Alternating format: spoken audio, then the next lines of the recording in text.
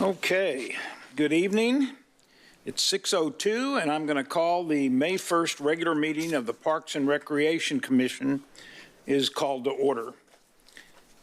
Would the secretary call roll for determination of a quorum? Commissioner Colby? Here. Commissioner Gilliland? Here. Commissioner Henneman? Here. Commissioner Hernandez? Present. Chair Parker? Here. Let the record reflect all commissioners are present. Okay. So at this time, I'd like you to rise and we will be led by Commissioner Gilliland in the Pledge of Allegiance.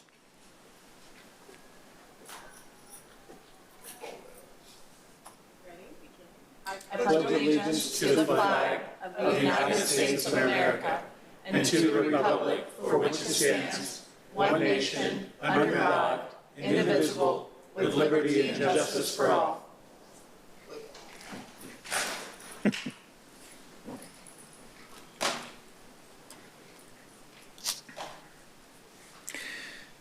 Commissioners, are there any changes to the agenda?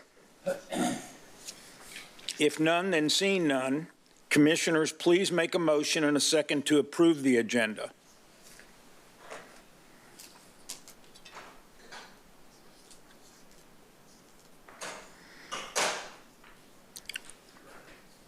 Okay. Move to approve. We have a motion and a second. Commissioners, please vote.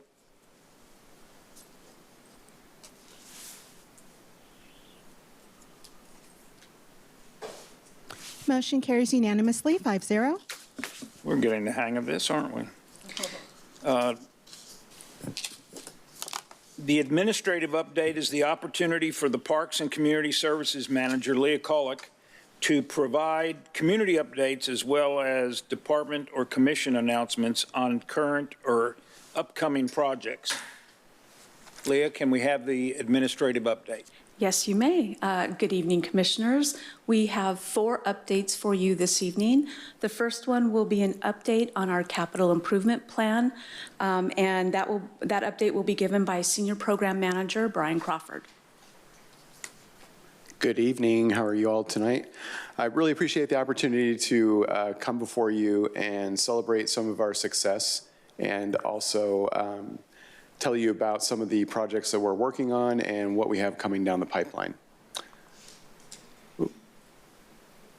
Okay, so it's been a while since I've been here in front of you all, so I wanted to go through and just let you know that out of the 9 tot lots that we were doing this past year, we've done 8 out of 9. So we did Alta Murrieta Park, Firefighters Park, nice little firefighter theme there. Eastgate Park, right there off of Whitewood. Rancho Acacias Park, Sycamore Park, and then our most recently completed is Monte Vista Park, and I noticed some of you were all out there a couple weeks ago. I gotta say, this park turned out awesome. This is an amazing build.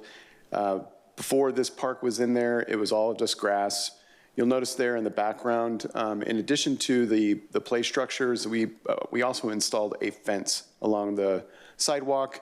That's to get the runners, the little 2 to 3 year olds that are playing on our equipment, so they're not running into the street.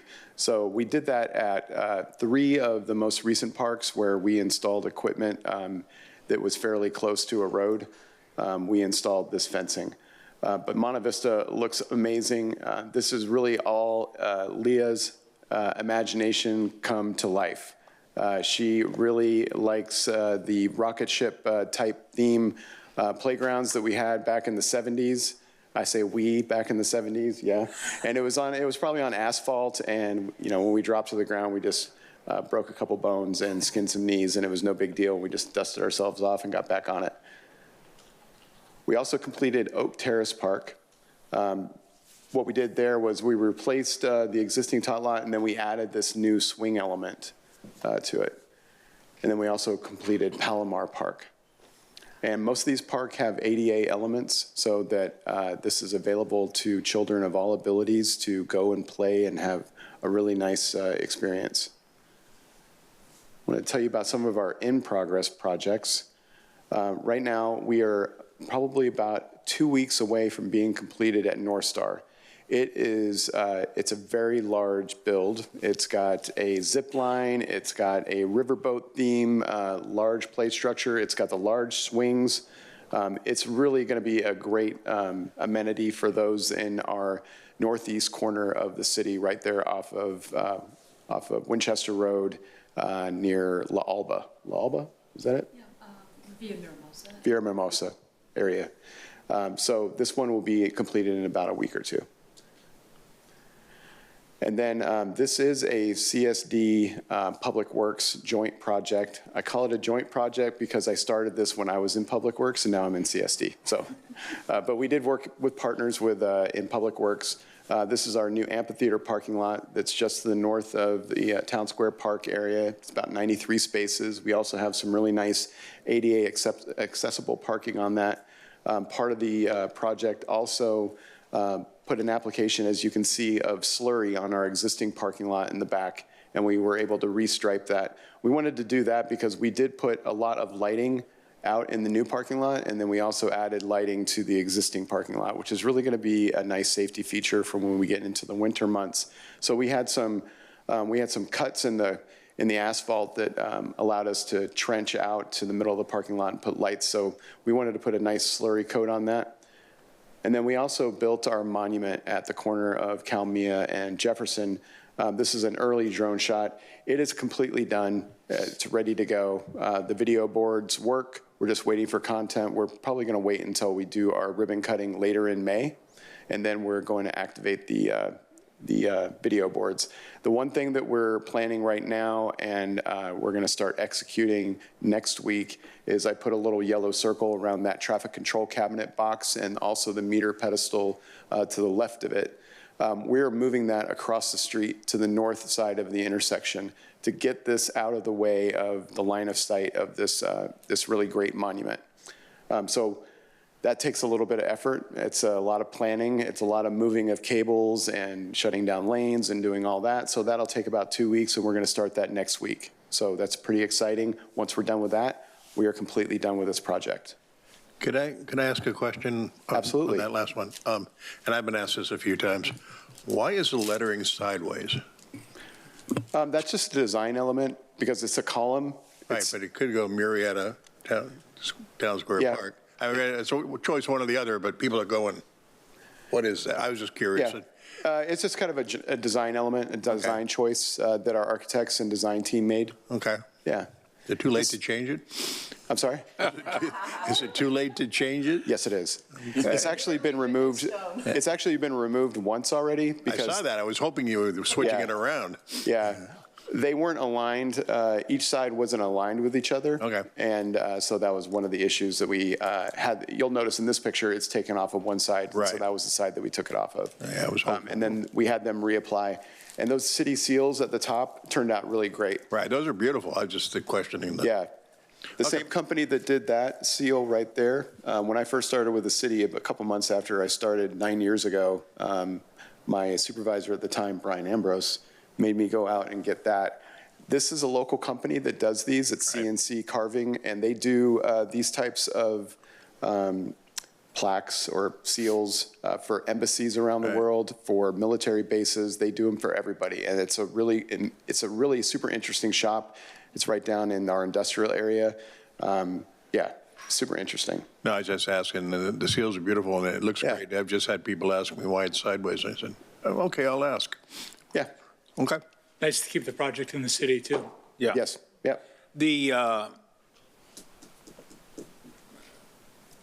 How's the content on the electronic signs going to be managed? That's a really great question. So we've developed a policy out of our city manager's office in conjunction with the public information officer, where content has to be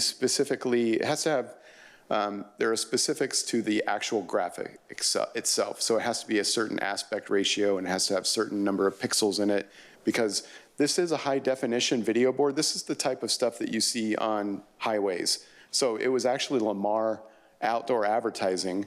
They're the ones that provided us with this video board. And it's the same type of video board that you'll see at Vista Murrieta High School right there on the side when you're coming out of Costco. So these are meant to be seen, and the video graphics, even up close, when you're standing on the sidewalk, you can read everything that's on there. So what we're going to do is there's certain policy where departments in the city are able to suggest content, so they have to develop the graphic, make sure it conforms to our standards, and then it will go through a review process, and then the city manager or their designee will approve that content before we put it up. And I think we're going to do some nonprofits or city events that for nonprofits that would be up there, but it's not going to be an advertising video board for anybody in the city. It's mainly going to advertise our events for the city. We also have the expansion that we want to advertise for the library. We want to also advertise that we have commission meetings and council meetings. So, yeah. Is there going to be actual video moving screens on this? No. Or? No, good. It's actually going to be static display only. That's a crazy enough intersection as it is. Yeah, so that was one of the considerations that we were talking about. It's capable of having video, moving video images, but it's going to be static display only. And I believe there's going to be 8 seconds between slides, so you're not seeing a lot of flashing or anything like that off to the side.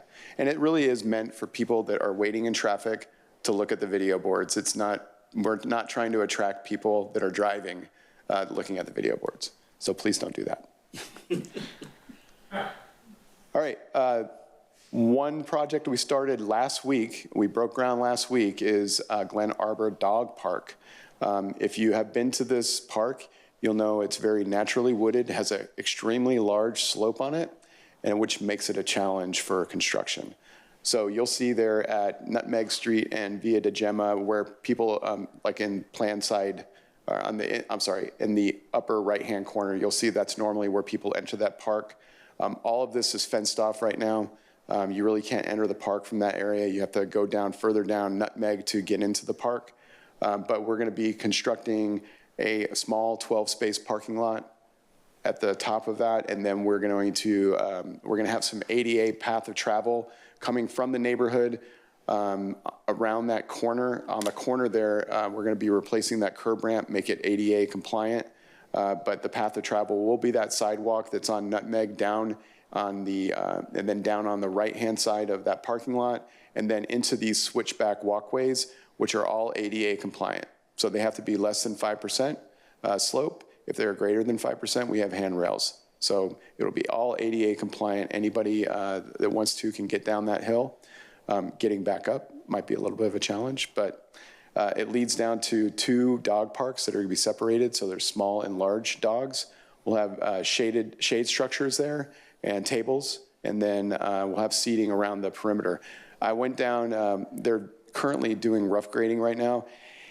It's a lot of effort. It's much bigger than I anticipated. When you see it on a plan, it's like, no, that's not really super impressive. But when you go there, oh my gosh, it's huge. And just going all the way down that slope, they're doing all that rough grading, and it's going to be, it's a really exciting project. There's going to be a lot of landscaping, and I think it would be good for that local community to have a fenced area to take their dogs. Right now, everybody is off leash at this point.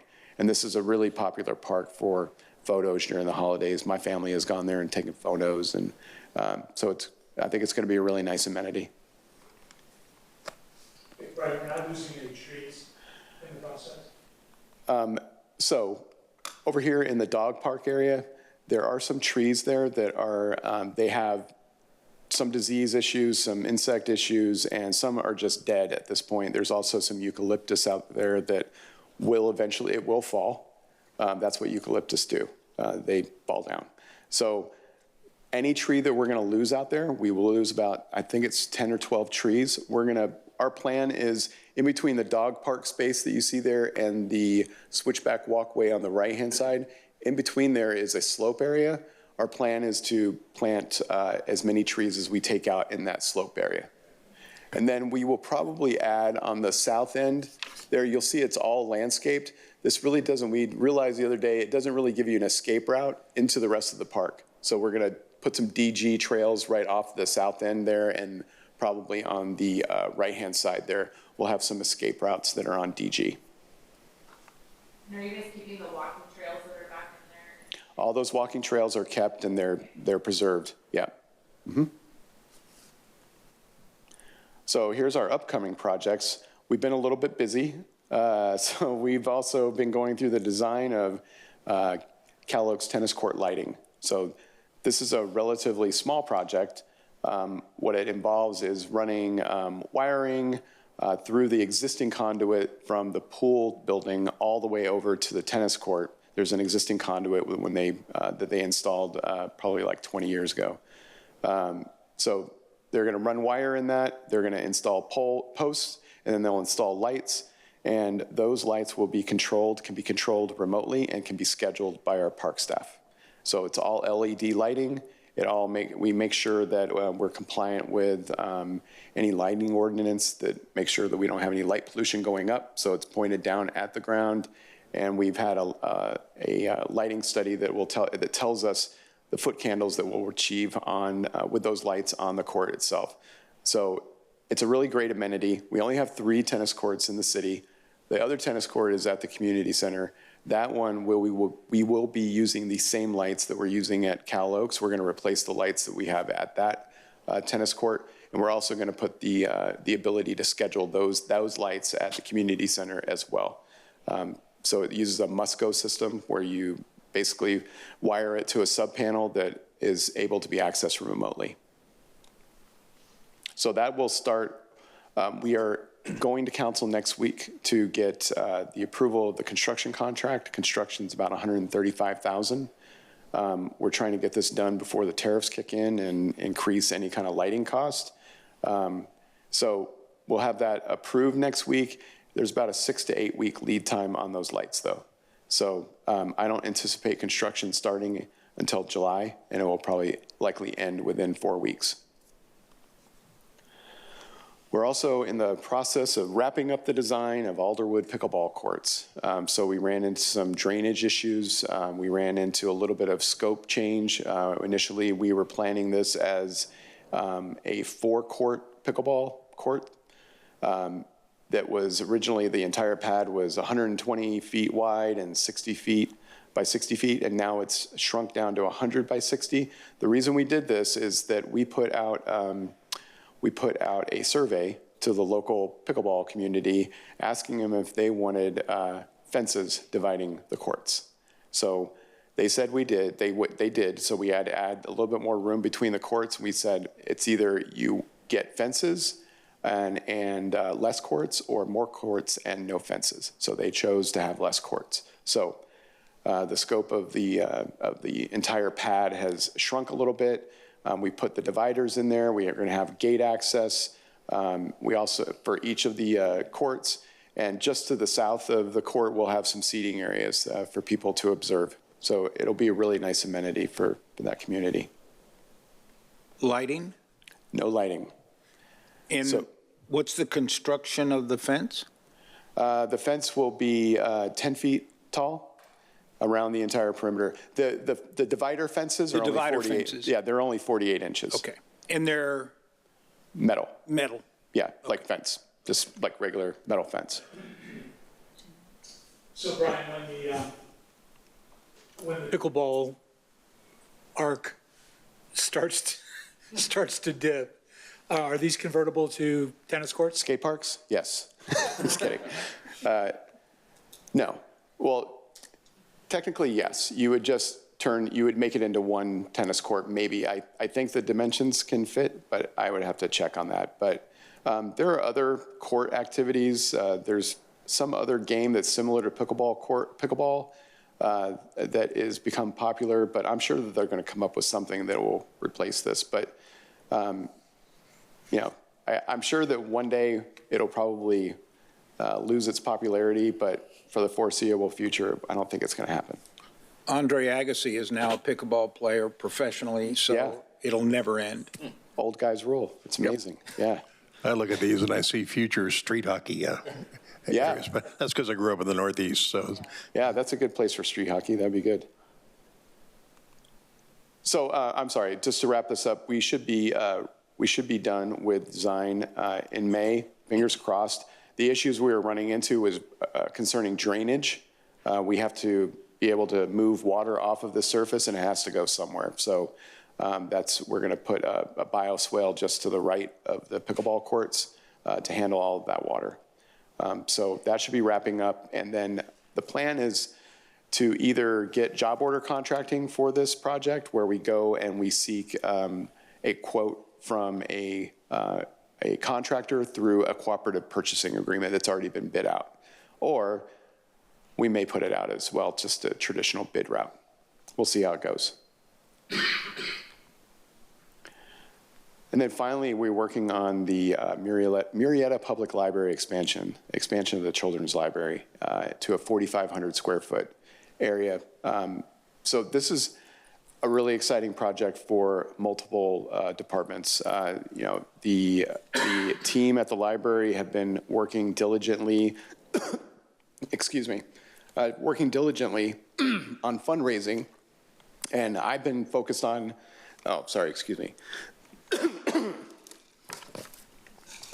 Thank you. I've been focused on the design elements and working through with our design firm, SVA, on some of the design elements that we've been trying to correct with the grading and some of the other issues that we've run into with plan check. So right now our timeline is that we should have all of our designs completed and approved by end of May or the beginning of June sometime. And our plan is to put it out to bid by the middle of June to where we can have a construction contract awarded in August. Originally it was July. We are now having to move it to August just because of these design challenges we've run into. Are we adding any more square footage to this facility, or? I'm sorry, say that again? How much more square footage are we adding to this facility? 4,500 square feet. Okay. Yeah, you can see right there in the middle of the plan, you'll see the elements to the right. That's the existing children's space, right. And everything, those little trees right there are indoor trees, indoor fake trees. That everything in that to the left is all new building. So the plan is to greatly expand the usability of the outdoor space. Currently, the walls are, they're pretty far away from the sidewalks to the north. So we're going to expand all of that out all the way to the sidewalks and try to have as much usable space on the exterior that we can for programming. So we'll have shade elements, we'll have hardscape, we'll have a little bit of slope for a story time room, a story time hour readings, that kind of thing. So it's pretty exciting. I think it's going to be a great project. And Melvin's going to talk more about the fundraising aspect of it. So that's a pretty important part of this. So that's all I have. Are there any questions? Anybody? I want to take a moment. I went through this package this morning that we were sent, and I think I can speak for the whole commission and Leah and Brian and Noah and everyone here. It's amazing. I've lived here for 29 years, and I love this city, and I'm very proud of it. I wish somehow we could communicate, how much work this group does for the city. I mean, I wish everybody could see this package as we get to see it, because it's, if you look at what you've done in the last year and what we see coming forward the rest of this year, it's a pretty amazing heavy lift. And, I want to thank all of you, because it's impressive and at times hard to believe you pulled it all off. Well, you do know that the package that you all get is posted online for the public to see. Yeah, but, that's not, I agree. I actually linked to it this time, so I'm learning. But, the city doesn't see this. Yeah. They just don't. And I wish there was find a way to communicate it, because I think the city as a whole would be amazed if they saw these tot lots and pickleball courts, thank God, and just everything else that you're doing. And, I want to thank you. Thank you so much. Appreciate it. I do believe there's discussion item on tonight's agenda soliciting community input. We may be able to discuss that further this evening. Good. So next up, I want to introduce Library Manager Melvin Rosales, and he's going to go through the library expansion and fundraising efforts to see it through completion. Thank you, Leah. As Leah mentioned, my name is Melvin Rosales, Library Manager for our Murrieta Public Library. So good evening, Chair, Vice Chair, and fellow commissioners. Let's go ahead and get started. As Brian had mentioned, a little bit of the project, I'll go a little bit in the context of it. The library, as you know, was built in 2007, and we moved from the Los Alamos shopping center, and we moved over there around that time. And we have currently a 2,700 square foot children's section. Now, this is back in 2007, and as we know, our community has grown exponentially since then. So we found that we needed to do phase 2, and phase 2 was always part of the original plan of the building, contingent upon funding. And so in 2023, we did get additional funding through the Building Forward grant provided by the California State Library. Fortunately, this is state funded, not federally funded, so we are good there. So basically, with $1.5 million from the California State Library, in addition to some matching funds, we currently have $2.5 million dedicated towards a project from this grant. So what are we doing? As Mr. Crawford was mentioning, 4,500 square feet expansion of our library, the children's section, building a story time room to greatly enhance our programming, making sure that we can accommodate the needs of all the families that have moved into the community and are moving into the community. As we know, we have a lot of multifamily units going up all over the place, so we foresee a significant impact to the library in terms of how many families come and enjoy the programs and the collection. As Mr. Crawford was mentioning, we are going to have a storytime room, and I'll show you in the plans in the next one, and we're going to increase the space, available space for our collection. So where are we expanding to? We are expanding into that area. That's an aerial shot, drone shot of the current Carol Carson Garden of Verses. That's what it looks like right now, but we are the project site includes all inside of that yellow area. So as Mr. Crawford was mentioning, basically we're going to expand into the Garden of Verses and then expand the Garden of Verses out to the sidewalks.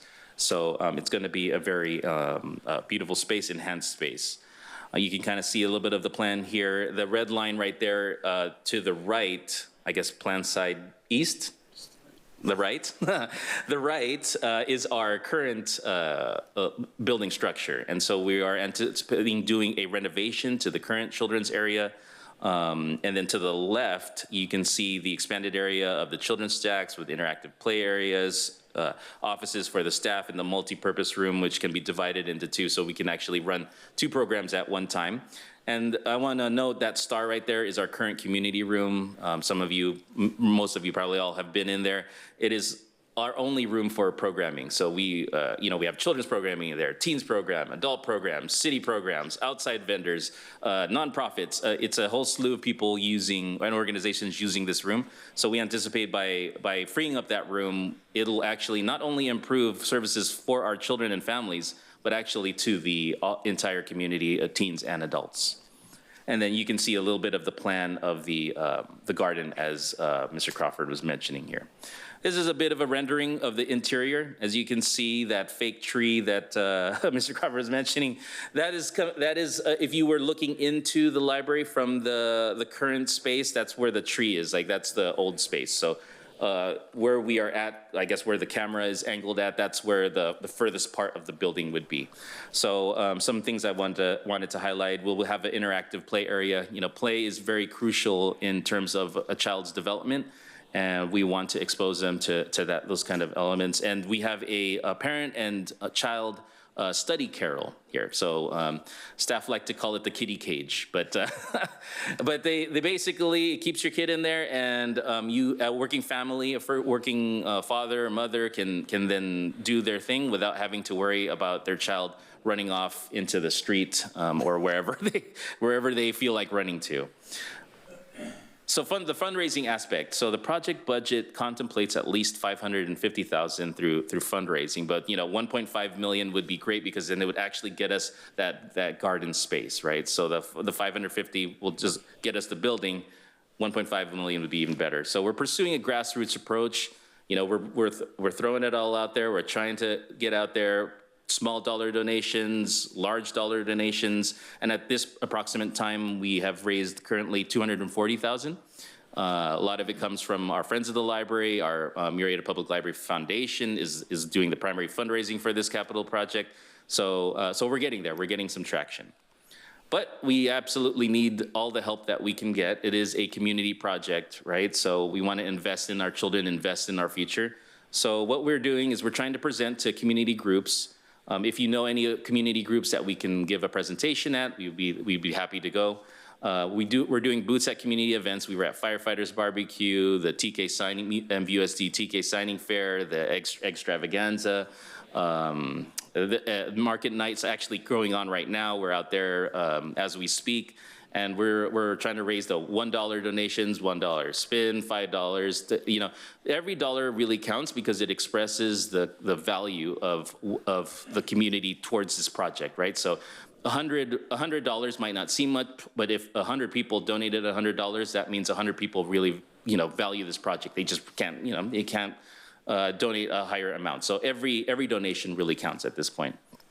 And last but not least, a connection to potential donors. If any of you or anybody who is watching the live stream know of any potential donors that you can connect us to, we can work through our foundation, and we'd love to have that community support.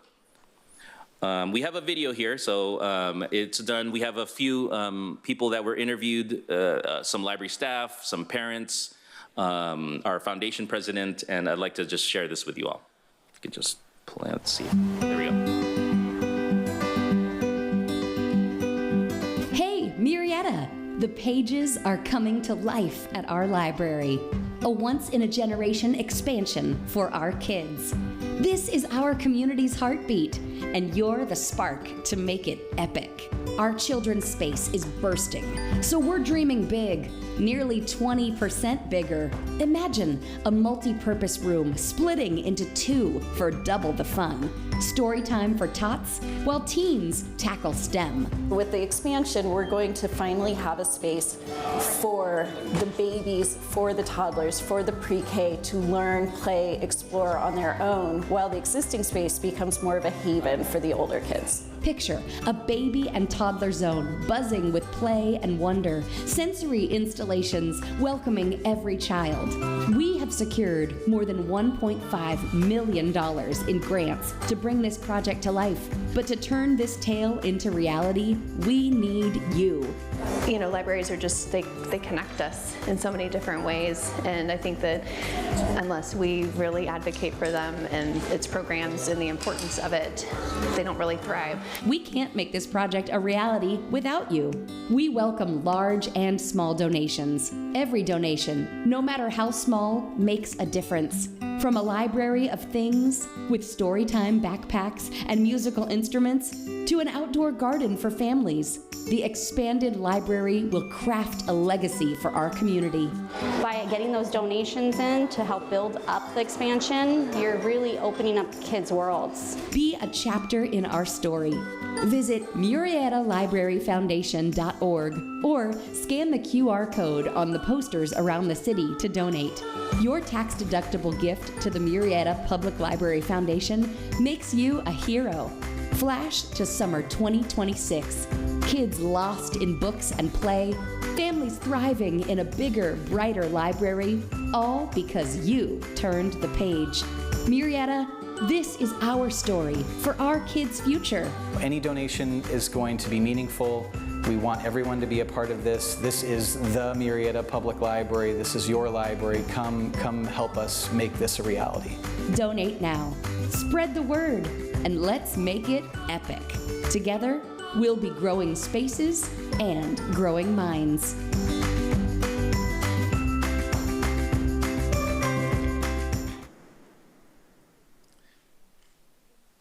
Yeah, so as I was mentioning, so we really appreciate any support that anybody can give us to help make this project a reality. As Brian was mentioning, a lot of things are rising in cost for a variety of reasons, but we really want to speak to the importance of the future of our children, because the children are the future of this community. So we really want to invest in them and make sure that they have all the resources they can to have successful and healthy and thriving lives here in Murrieta. So last but not least, there's the GoFundMe. If anybody watching at home wants to scan that, you can go ahead. And that is the end of my report, so I'd be happy to answer any questions. This is probably going to go into the later talk, Leah, but, as commissioners, I know I would be happy to repost. I often take Brian's posts and repost them. Is there a way to get them directly to our email maybe, and then we can just, more consistently hit it out onto social media for you? And then do you have shorter snippet videos? Because people don't watch that long, but if you have little shorter ones, I'd be happy to put it out on Instagram, and you know what I mean? So I think we all want to do our part to help you, meet your goals. So I just think those are little things we could use. You can scan it right What's Instagram? You can scan it right now. Yeah. Oh, okay. Yeah. Okay. But I mean, I just didn't know if there was other ancillary, I've seen the social media posts, and if I just had it, I would not have to go look for it. I would just have it in my email and just keep, reposting. Sure, I'd be happy to take your emails and send it out to you all if you'd like to do that. Oh, yes, yeah, okay. I'll get Leah to get me the emails, and appreciate that. And our foundation shares the post, and then the library also shares their post. So if you also just want to follow the library as well, you can also do that. Anyone else? Melvin, a couple Yes. questions on the fundraising aspect. Sure. Have you talked to any of the PTAs? Yes, actually, we have a few presentations lined up for Curran Elementary, Thompson Middle School, and I believe we're trying to secure a date for Coal Canyon right now. So we're doing it with the help of Superintendent Anders, I believe is how to say his name, Superintendent Anders. He's helping us connect with the PTA groups and secure presentations to them. Great. And what about the larger potential donors? Some of the historic sponsors in the community and that type of thing? Sure, yes. So right now we're working with City Council to help us connect with the higher level, legacy impact donors. And so we have, Brian Ambrose, Community Services Director, is leading the charge on that. So we appreciate all the help from Council and Brian as well. Because I could envision the Paradise Community Room. Call me crazy. Yeah. $125,000 gets you that name. 400,000 gets your name on the side of the building. There we go. Yeah. Anybody else? So, the theater room. Yeah, the current one? No, well, the one that's the new one. Yeah. Oh, yes. How many people can that seat? Brian, what did you say? That's the square footage of that room, I believe, is 1,400? It's 650 square feet on each side. Mm-hmm. Yeah, for 1,300 square feet. So, what, 125, something like that, maybe? Yeah. Probably more. Are you planning to have available like a raised stage in there at all? Not at this time. It's not part of the plan, no. Right. Have you thought about doing like a raffle? We have looked into a raffle. There's some legalities that the foundation, I believe it's seen as a form of gambling. Yeah. So they have to. The worst they can do is fire you. That's. We either get sued or I get fired. So, but as long as the expansion happens, hey, I'm willing for that to happen. You just need to call it an opportunity drawing. That's right. Yes, exactly. Yeah. It's donations. Yes. Donations. Yes. If I could ask real quick, most of the emphasis in this, it looks like the expansion is for kids, and that's great. Are young kids or 12 and under the majority of the people using the library these days? Or yes, the circulation, our circulation statistics is majority children's materials. So about 65% of our circulation is children. Okay. Melvin, thank you very much. I've told you this, but you're a breath of fresh air over there. Thank you. I appreciate the kind words and the support. Okay, Leah? Okay. Next up, we have Senior Recreation Coordinator Ashley Villardis, and she's going to provide an update on our Little Learners Program, Youth, ARP, and our Spring Summer Camps.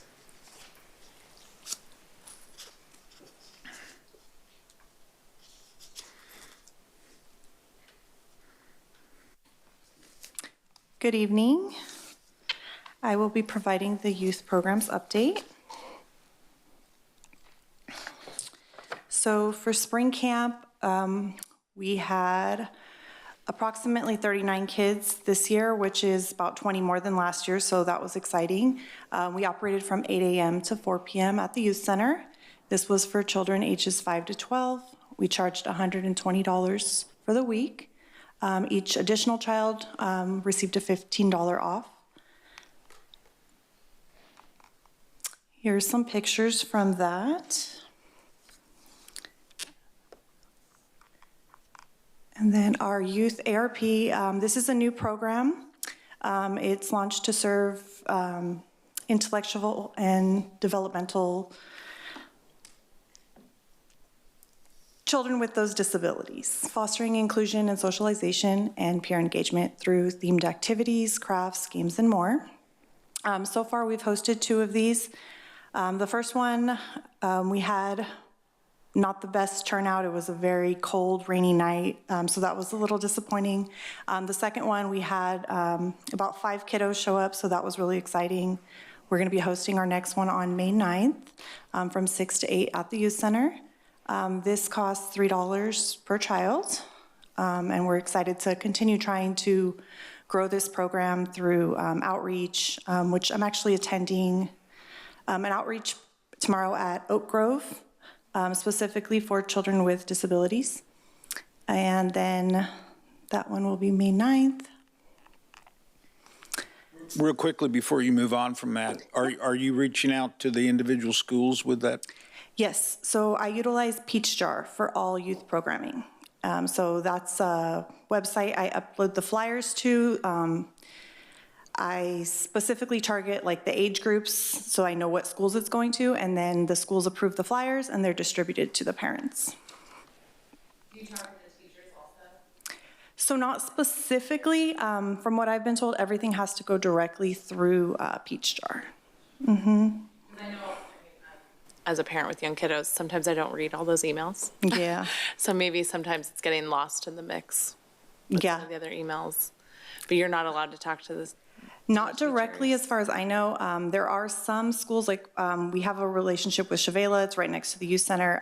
So like their admin team, I can reach out to them from time to time, but they don't distribute our flyers, unfortunately. Okay. We've also, something new I've been trying is laminating the flyers and posting them at the parks. So I think that's helped quite a bit. Yeah. I'll get to it later, but summer camp opened today and registration's already looking really good. So I think that's really helped. This is also another new program that we're trying out. This will be over at Copper Canyon Park. So it's dual language. The idea is to appeal to people who either their children don't, speak English and they want them to learn a little bit of English, and then vice versa. So it'll be like a 50-50 basis. For 3 to 5-year-olds, the program develops basic building blocks for later academic achievement. This I'm hoping to start the first week of June. They'll run 4-week sessions, Tuesdays, Wednesdays, and Thursdays.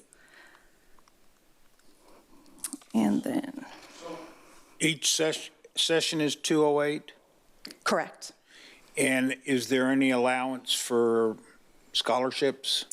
So that's actually something I am working with the Riverside Office of Education. I'm working with them to see if that is something we can do together. So what that does is basically it allows them to advertise our programs, and then the families apply through them, and they can either get a full scholarship or a partial. So that's in the works right now, and that would apply to all youth programs. So youth center, camps, little learners. this one with the dual language component,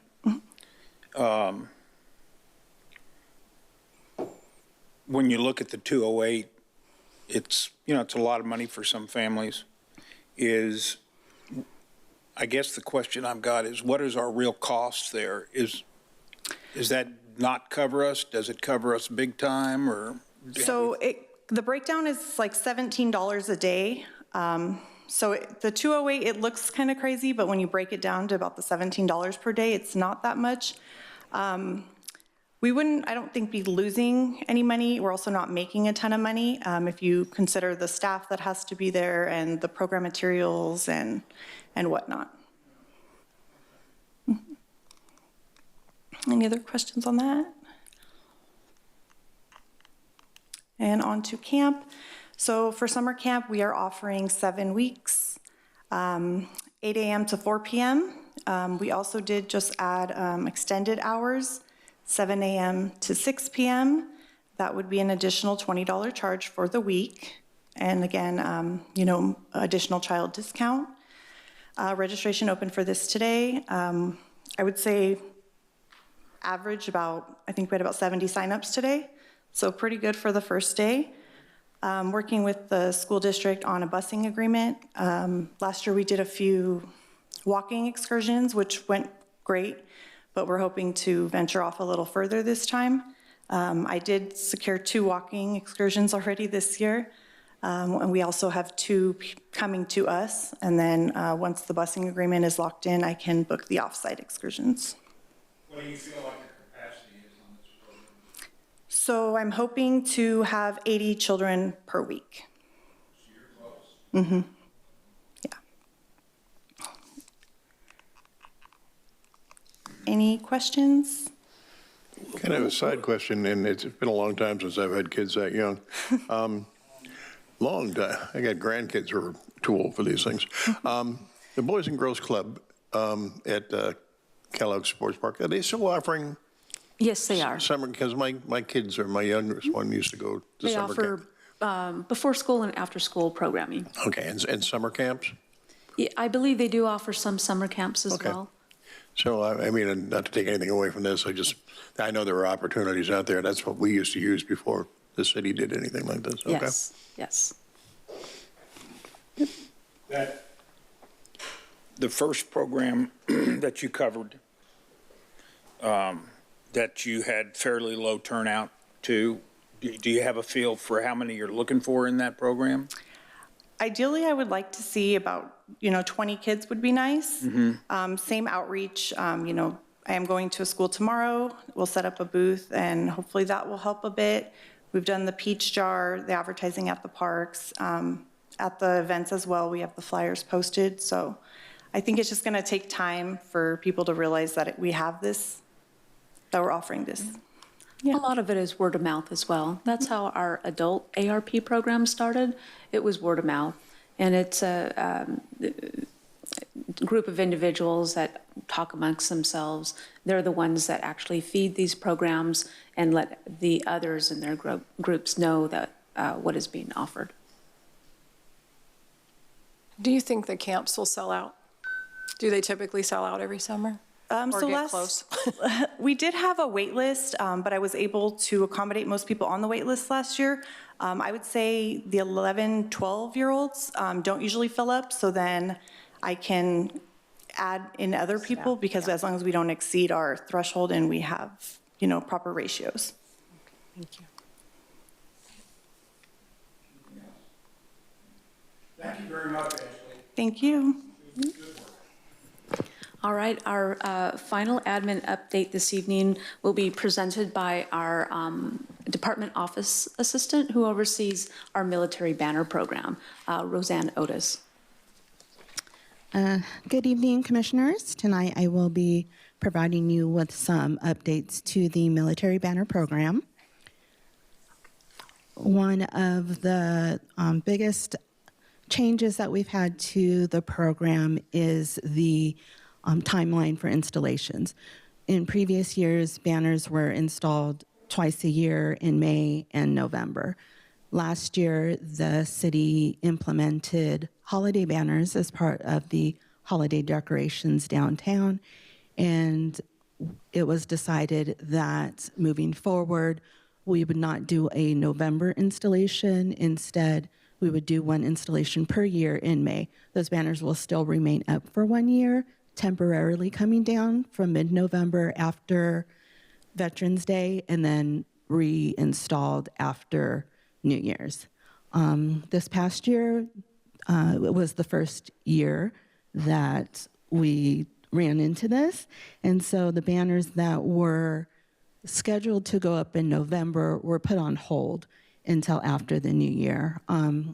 There were a little bit of production delays just due to the holidays, and so those banners were installed late winter of this year.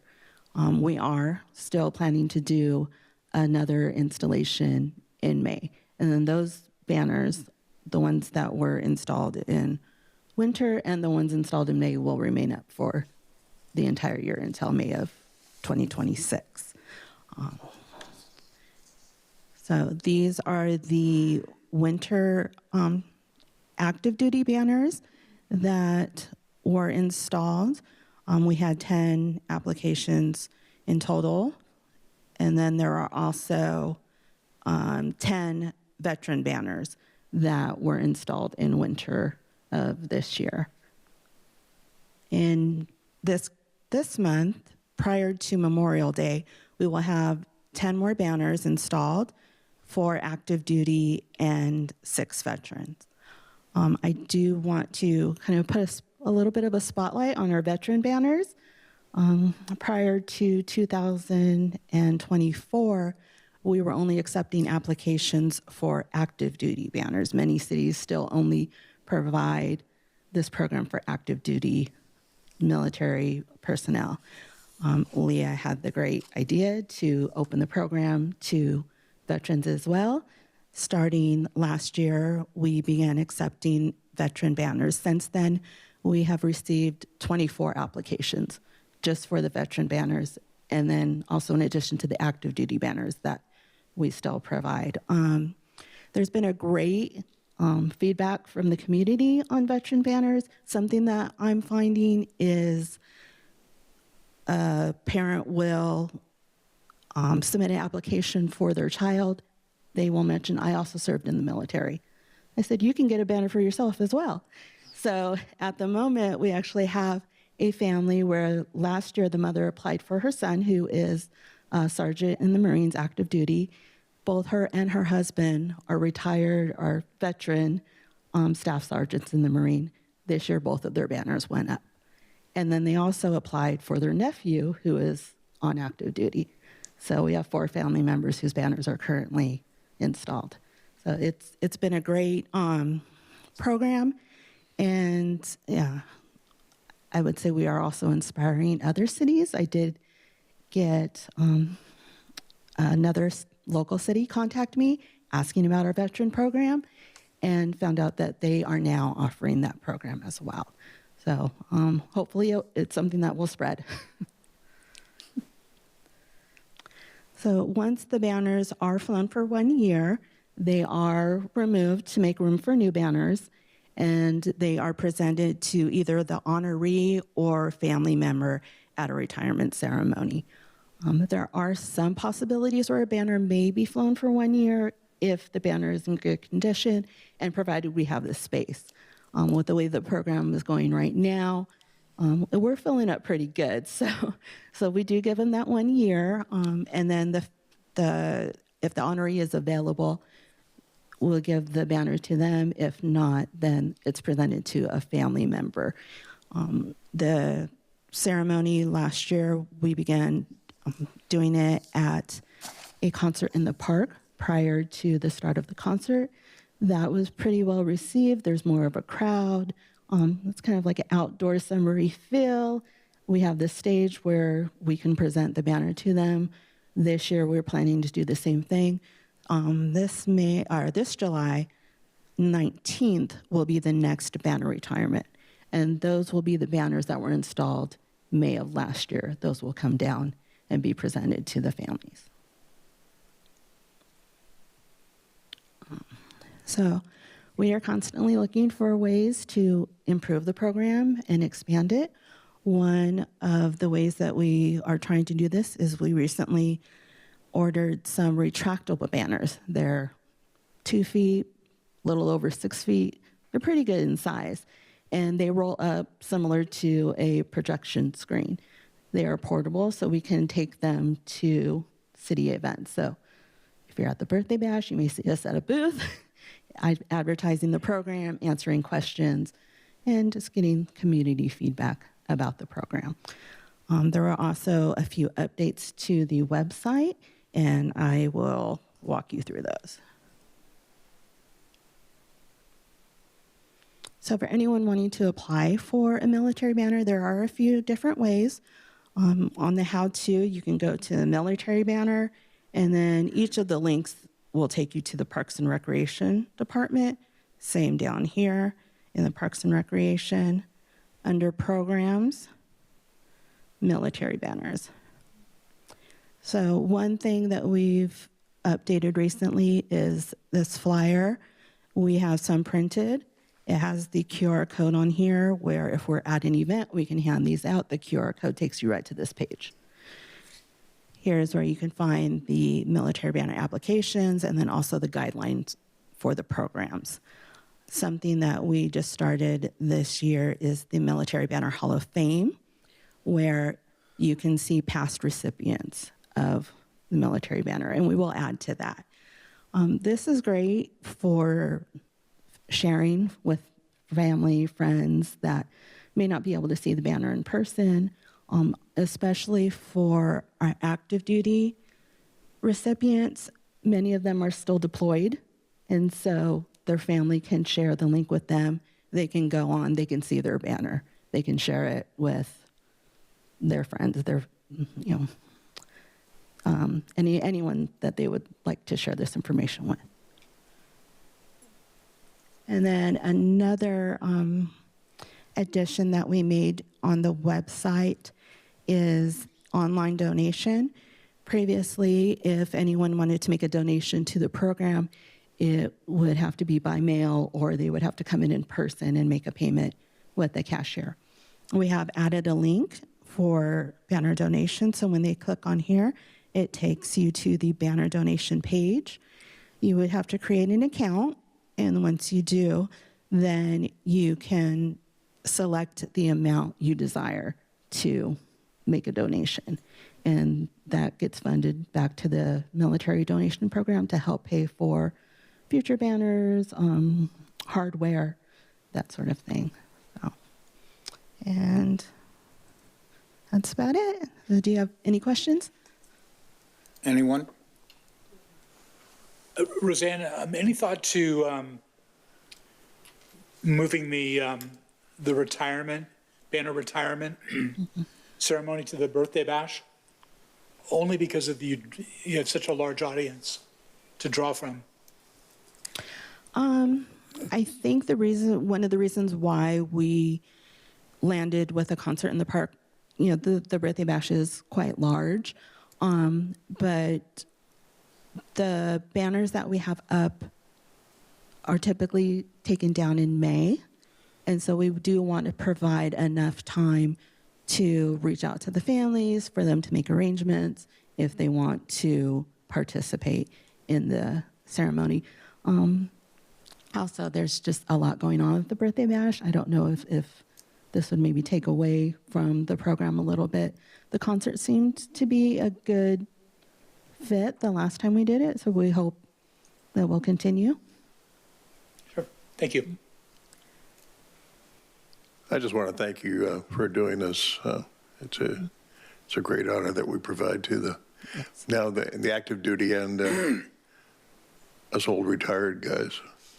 Old. Well, the Civil War was tough. Anyhow, I appreciate it very much. Thank you. Thank you. So refresh my memory. How many places do we have for the banners right now?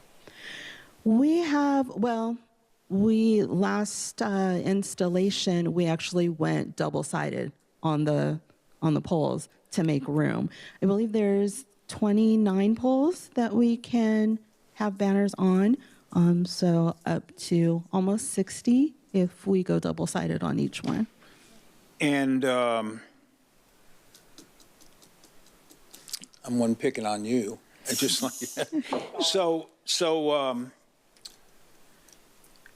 if you look back at the honor wall, the pictures, do you have the ability to click on one of those and enlarge it could a family who's going through there just click on a picture and make it larger for their family?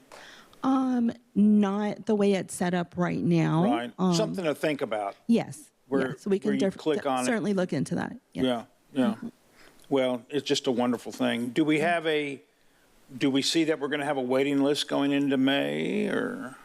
Well, this May, the banners that are going to be installed, they already have been produced and received. We are currently taking applications for next May installation. The deadline for that is January 31st, so that way we have time to have the banners so I guess made and installed. I guess the question would be, were you able to, is there a waiting list that's already going to pop into next year? Yes. There is? Yeah, we're already receiving applications for next year.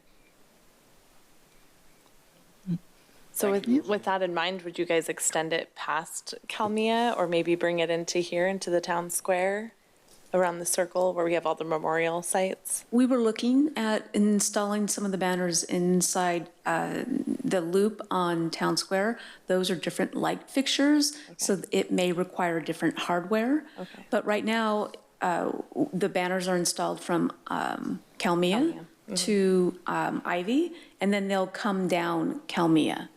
There's a number of poles that we can utilize. I think there's 6 that come down Calmia. If we ever fill up to 60 on Washington and then 12 down Calmia, we would definitely look at adding more into Town Square Park. Okay. I love it. We were on a family bike ride and my little one, like we were riding all the trails back here and we came up to Washington and he saluted like every single flag or every single banner. And I just thought that it's so important for, families to see this and recognize the sacrifice that so many people make. So thank you. And thank you for including the veterans. I love that.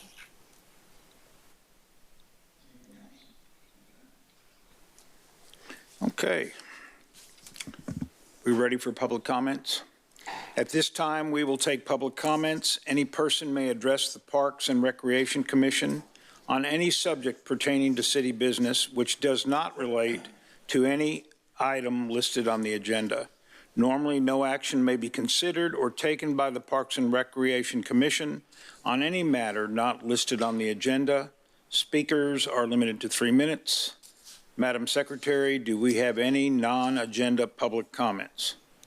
Thank you, Chair. We do not have non-agenda public comments. Okay. Thank you very much. All matters listed on the consent calendar are to be considered routine by the governing bodies and will be enacted by one motion in the form listed. There will be no discussion of these items unless, before the governing body votes on the motion to adopt, specific items are removed from the consent calendar for separate motions. So what we're looking for here are 3 separate votes? Just one vote covers it all, okay? So what I need is a motion and a second for the items that are on the consent calendar.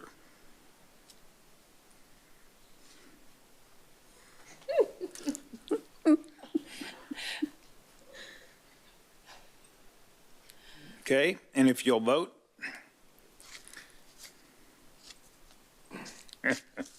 Motion carries unanimously, 5-0.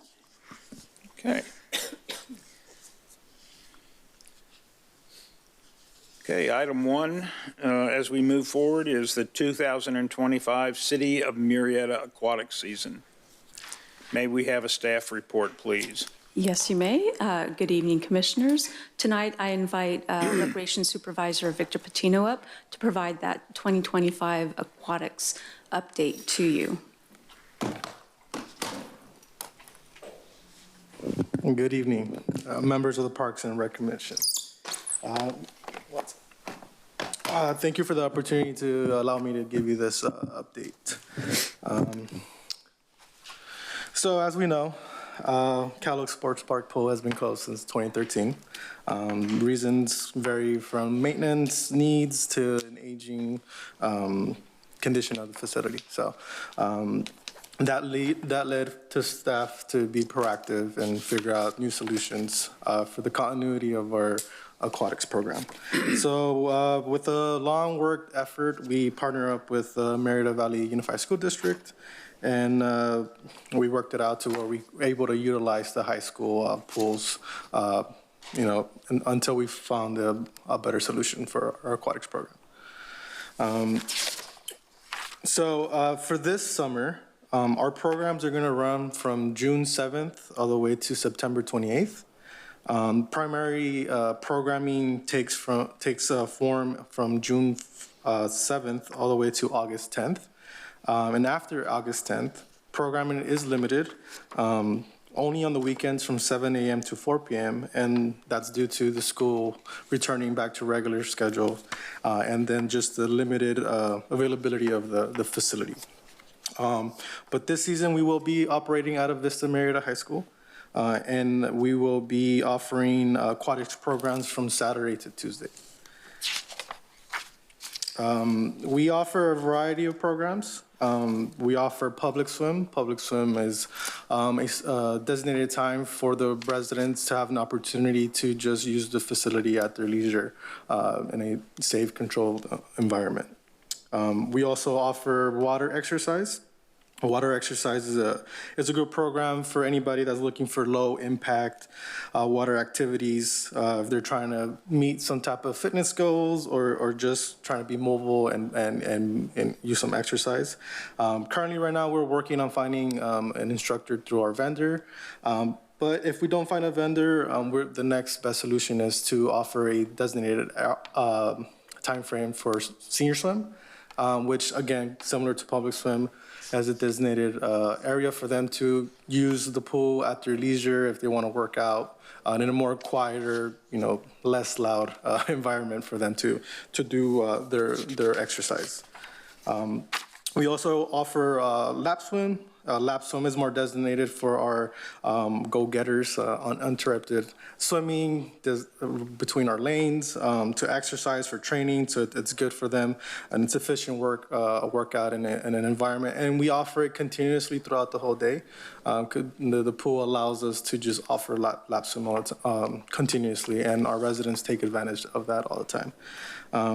And as seasons have passed, we are going to continue offering swimming lessons with the collaborative effort with our vendor Swan Aquatics.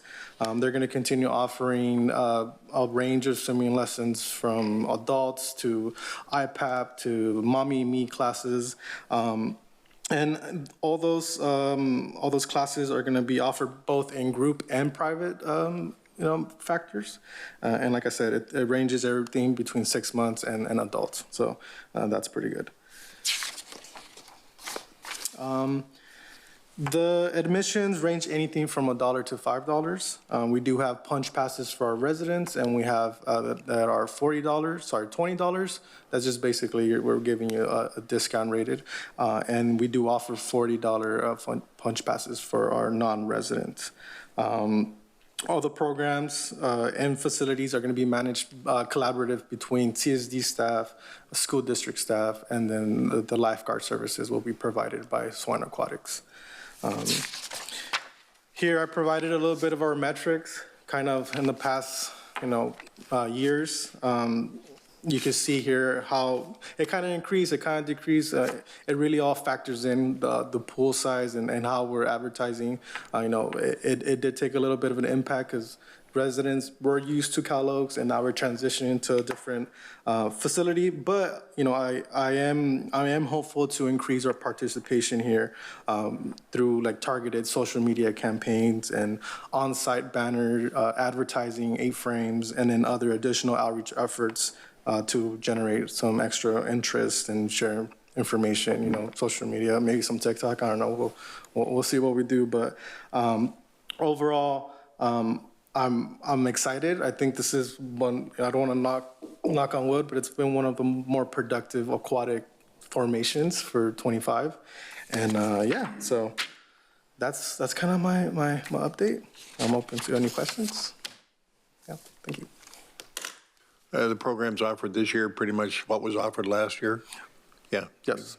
It's just in a more continuous factor. Last summer, it was a little bit more choppy. Wednesday, Tuesday, it was a little confusing. So now it's more a continuous program from Saturday to Tuesday. What's the targeted social media? What's that look like? So it would be anything between our Facebook audience, our Instagram audience. We have, we do have a page for CSD. We have a page for Youth Center, and those aspects. We're working on the back end to be a little bit more creative, be more spontaneous. We do have some ideas about, fun, safe tip videos and things like that, promoting, aquatics throughout the season. So we're going to get creative, whether it's flyers or some funny videos or whatever it is, to get a little bit more engagement out of the residents. And we're going to be talking about just promotion in general later, Leah? Later on this evening, we'll be discussing community input. Yes. Yeah. I just wanted to make one comment on Victor's analytics. Just please note that the metrics for Cal Oaks was for a pool that was open 6 days a week, and Vista, utilization of Vista's pool was 4 days a week. So there are some, taking into account that Vista's not open as long as Cal Oaks. I just wanted to make sure you knew that. And at any point, are you at whatever perceived capacity would be, but do you feel like you've got a lot of room to grow over there? Oh, 100%. Yeah. I mean, the facility itself lends itself to a larger audience. It's a bigger pool than what Cal Oaks was. So it definitely does lean itself for a larger capacity. I think in the report we referenced that lap swim can take place the entire day. So that's one benefit over the pool at Cal Oaks Sports Park. And same different for swimming lessons. The way they're built, they're offered all day at different levels, different capacities. So that's where in other terms in Cal Oaks we'd have to stop swimming lessons to offer public swim. This is more of a continuous effort. Yep. And the shortened week is because the school has a need for it? Yeah, obviously because it's not our facility, we have to share the facility, and we are in prime summer, so they have swim teams and other the way it is built out, it's through a facilitron, so the facility is rented out to other users. We do get first digs at it, but that's what was available within our means to rent out. So do you look at the possibility, we've got other pools at schools, right? Yep.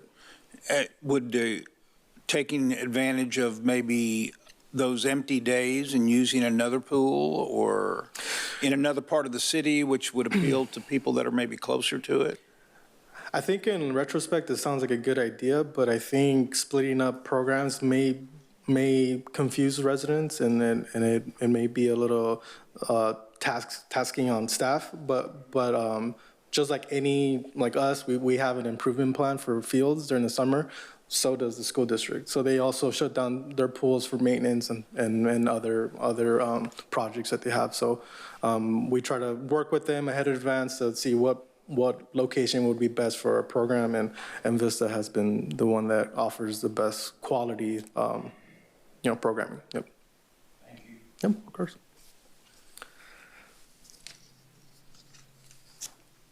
Any other questions? No? Okay. Yeah.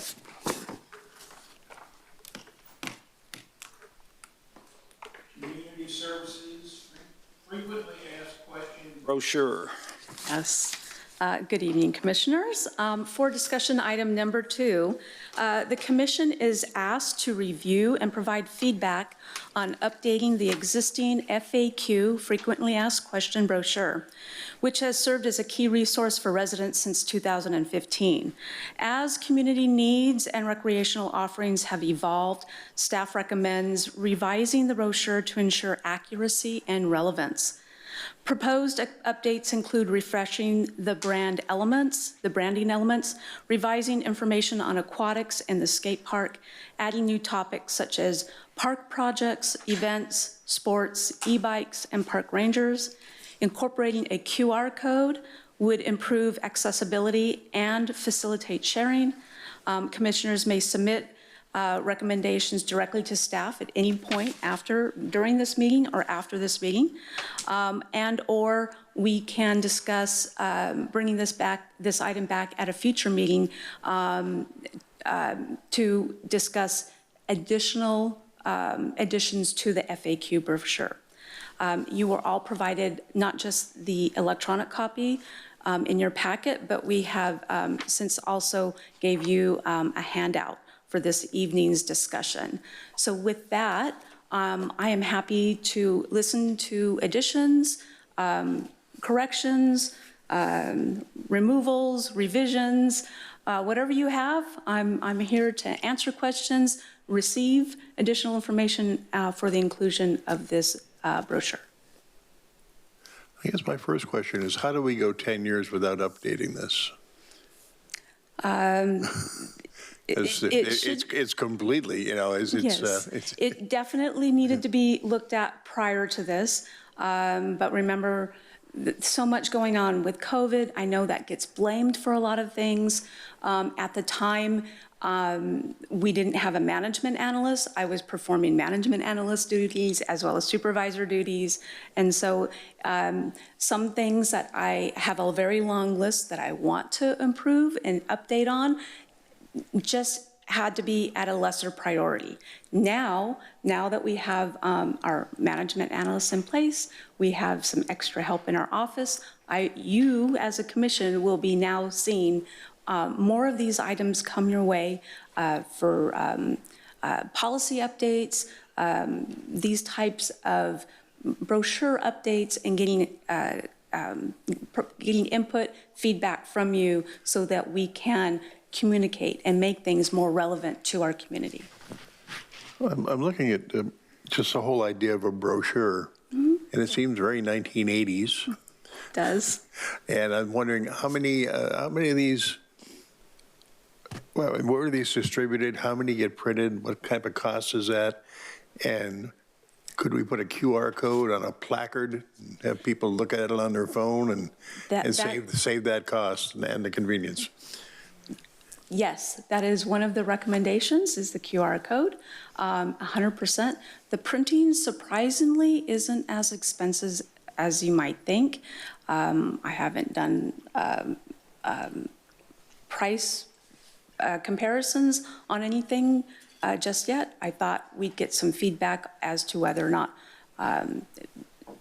we need to do a printed guide, or do we want to do electronic information to the community in some fashion. That's all up in the air. But I believe that we need to get this information out to the community in some fashion. So Leah, there hasn't been a printed guide distributed to households in several years, right? A printed recreation guide. So we have merged that with the More Murrieta. So there is a printed guide. It's on a reduced scale, but much of the information that was in the printed recreation guide is in the monthly More Murrieta. Okay. And there is a printed publication that gets mailed to houses twice a year from the city? In terms of a recreation guide? Well, just in terms of the city in general, that this information could be included in along with the QR code too. So it would save the cost of, that's already being done, because I think I don't know if it's once or twice a year it shows up in the mail. It's just from the city in general, and it tells, what everybody's doing. But I could check. I think that the Murrieta is mostly electronic. Right. I'm not familiar with another guide that the city issues twice a year. Okay. I think the one that we send out for all of our classes and everything is once a year. That has all been merged into the Murrieta. Okay. So the recreation department no longer issues a recreation guide. Okay, okay. You know, I would say that, you know, obviously a lot of updating of information. I'd got to believe that the vast amount of the intake on something like this is going to be online.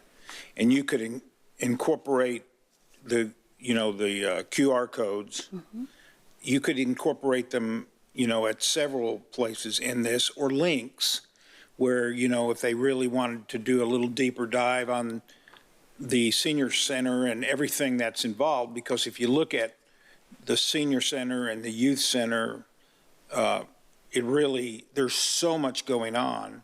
So if you had something like this that had kind of a Reader's Digest about the senior center, for instance, where they could have a QR code maybe, but also just a link that somebody that's on the internet can click on and get the whole McGillicuddy when it comes to what's available at the senior center or the youth center as part of this. You know, obviously not in the printed form, but when somebody's online looking at it like we're looking at it here today, to where they could access more information very intuitively and organically. So what I'm hearing is, rather than a printed guide, something similar with these questions and then with the links leading back to the website. Yeah, I've got to believe it, you know, you'd get a lot more, particularly, you know, so much of this, our city is trending younger, you know, unlike some older people. You're the one who mentioned the Reader's Digest. I'm just going to point that out. Yeah, but, you know, to really develop this with the intention of making a bigger online impact with it than, you know, leaving a stack of 25 at the visitor center, at the chamber, you know, however you would distribute something like this. But links and QR codes, definitely, to look at a bigger picture without having to click on a bunch of other stuff. And plus, using all electronically, it could be updated anytime you need to update it. If the aquatics program changes and it's a different pool next year or whatever happens, bang, somebody could take care of that in a matter of hours instead of waiting for a new brochure to be printed. Okay. Because we're doing so much that, I mean, this is nothing in relation to the effort and the results that you guys are getting. Absolutely. So an electronic, so if a resident says, I want information about the pool, or we just say information about an electronic guide, information about the pool with a link to where the landing page is for the pool. Yeah. You could have this presentation, you know, roughly, but, you know, again, there's not much room on here, but kind of the Reader's Digest, and then, you know, click, you know, so somebody's looking at it, they're 28 with 3 children, they're not really interested in the senior center. They can click on the QR code that's associated with just their interest or a link. Okay. Yeah, or you could have like the QR codes, window stickers at the library that would direct them to FAQs about the library or other facilities. You could have them on park signs. So, because we are moving more tech savvy, so I think these are something that would just wind up in the trash for most people. We don't want to be wasteful. But I think, yeah, just a link in the website or each tab of whatever, you know, an individual is searching for would just have an FAQ, because most people know how to navigate the website. So just having an FAQ under each individual, like pools, parks, skate park, frequently asked questions for each one. So most of that information are already on the landing pages. Right. So what we were looking at is not something that's on the website that refers to the website. We're looking at something that we could maybe hand out on cards at the birthday bash or something that says, if you're interested about the pool or so on, here's where you need to go. Not necessarily something that's already on the website that links back to the website. I think I'm confused now. So, So if the city's got their booth at the birthday bash where they're selling the shirts, and if they had really just a card to hand out to people with a QR code, if they're interested in more about the city, something like that, with almost no basic information other than the QR code. Is that what you're thinking? no, a little bit deeper than that. If you're going to the website and you're already there, you don't necessarily need to have a QR code that takes you back to the website. Right. Okay. So what we're looking at doing is some sort of something that we can either on a giant A-frame where they can click a QR code or something. It doesn't have to be an individual card. It can be just the QR code that takes them to the website, specifically what they're looking for. It doesn't have to be as elaborate as answering every single question, but I want to provide more ways for the community to find the information that they need. That's what I'm trying to provide the community. So we're going to talk about on item 3, soliciting community input, which kind of dovetails into this. 100%. That's why they're both on the same night. That's right. So in my mind, dovetailing into this issue, and I've talked about it before, and I'm no PR guy, but in my efforts to promote on the internet, so I go to the clickety-clack, then I go to the World Wide Webby, and I'm there. And so to promote my lodge activities,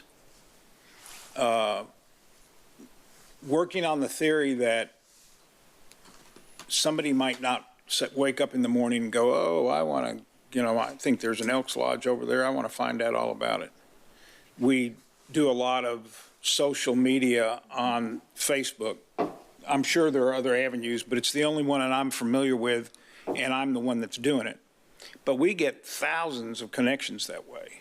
So it's not somebody that woke up saying, ooh, I wonder if there's bingo on Thursday nights, but it's somebody that stumbles across it on Murrieta Talks and goes, I hadn't thought about that, but I'd like to play bingo.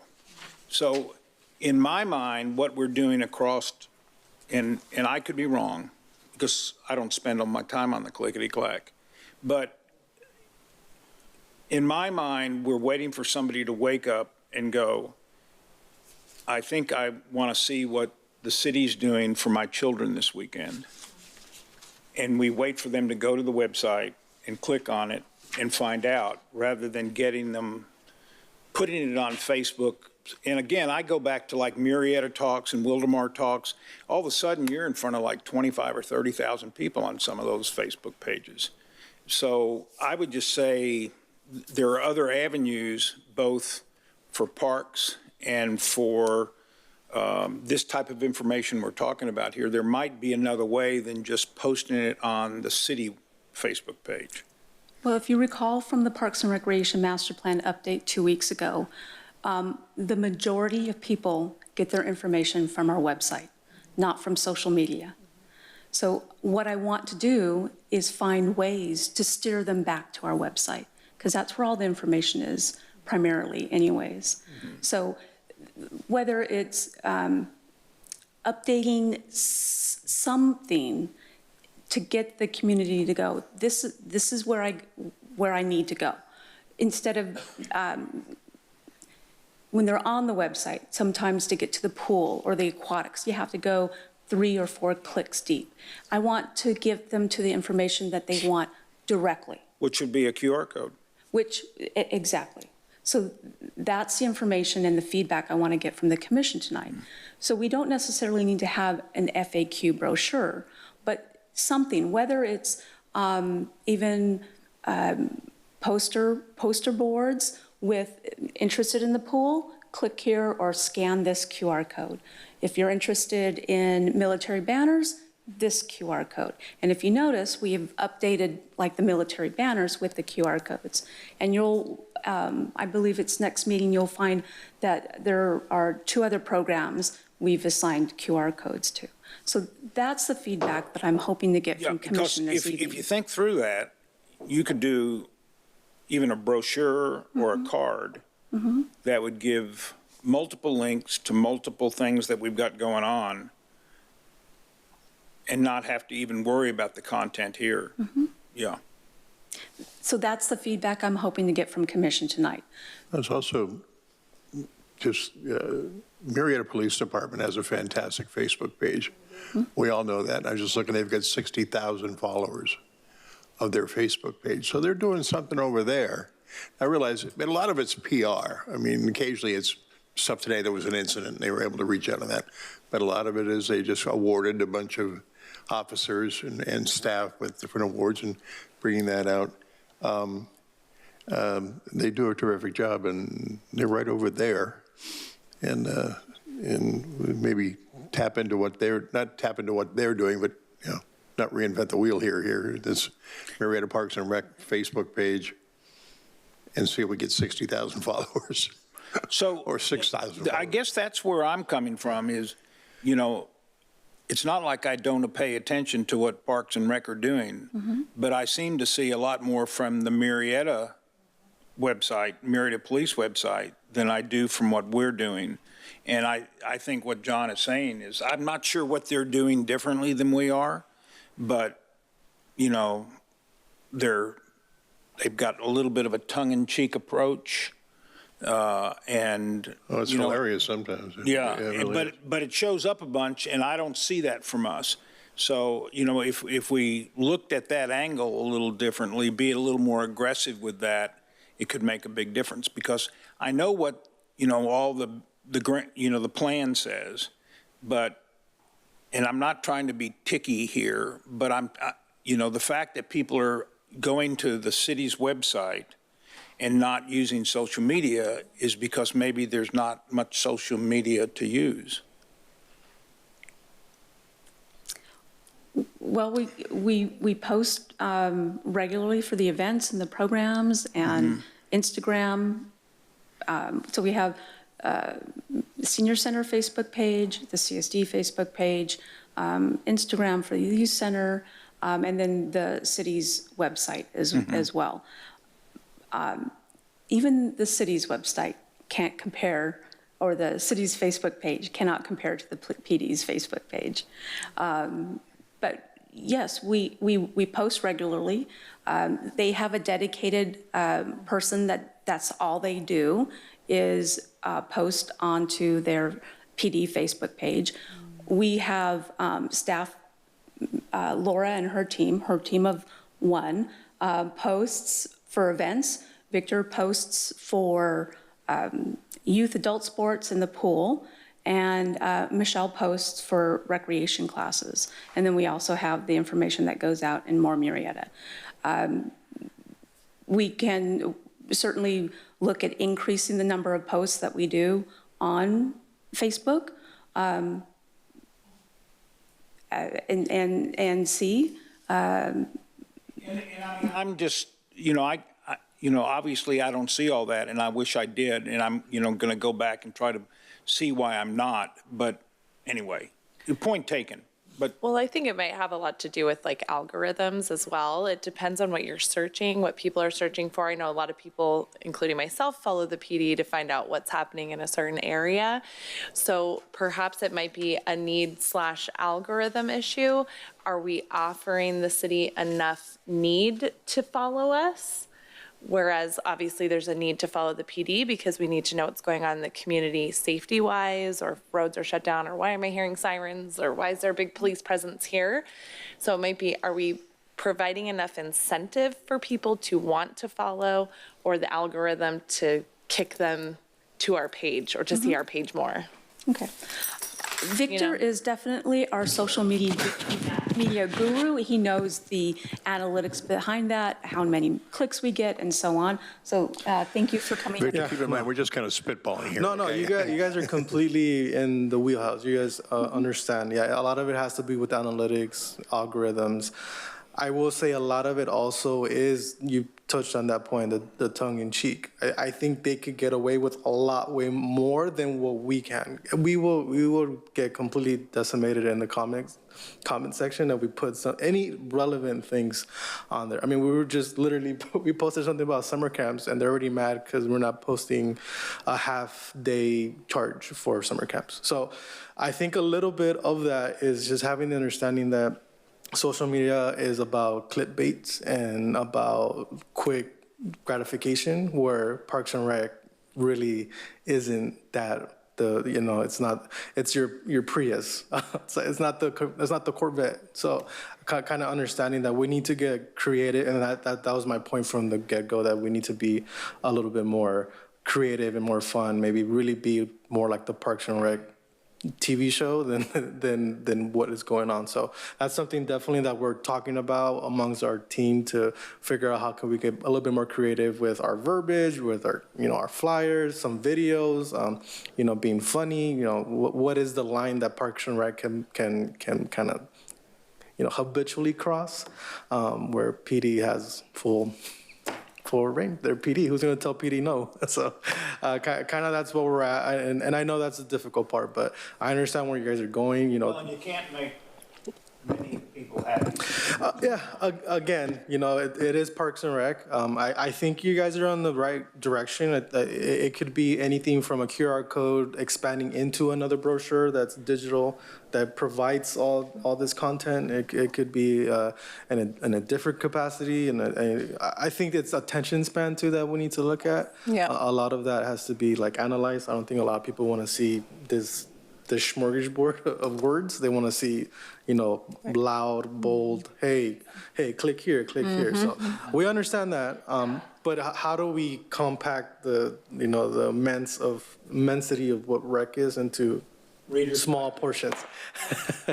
So we understand it's a difficult task, but I think, trying to start a draft of maybe QR codes or brochure, what we had before, where it's, they could sift through it and they could figure all that out, as something to talk about. PD does have a line they can't cross. Yeah, but I mean, if you look at their content, it's a very, very thin line. So I'm showing faces, and everybody's innocent until proven guilty in that whole. They used to put faces up there. Yeah. And I know they got a lot of heat on that. And it's not for a lack of research. We've seen other Parks and Rec try their best to get to, and there's a threshold that Parks and Rec get to, because there's so much content, there's so much things that we're doing, we can't overly saturate the Facebook also. Different. It's quality and quantity of content. Correct. I think there's things we're not tapping in. I know TikTok is a touchy subject, but that's an avenue that we could. I don't see a lot of Parks and Rec departments tapping into that portion. That's maybe something that we look at. Obviously, there's a lot of legal things going on, but there's multiple things that we could look at. It's just what's our capacity, what is our threshold, and how much do we want to innovate in that space. So. I could talk about I think you've hit it there, Victor. I think in my 25 years, I don't reinvent the wheel. Go out there and look and see what other people are doing, right? And what's working, and who's getting the algorithm, and who's getting the hits. But I just had this random thought. With summer coming up, you have all these amazing programs. What if there's like a game that Murrieta residents can do that would draw them to, also I think with the QR code, I guess this is my marketing hat. I think about making it so when people look at that QR code, it has water. I don't know. It's a pool. It's a military band. You know what I mean? Make it stand out. Yeah. And so people don't want to. Nobody's going to read. I figured that out. We were just talking about that, Roseanne and I, at the beginning. People don't read, so you have to make it quick, short.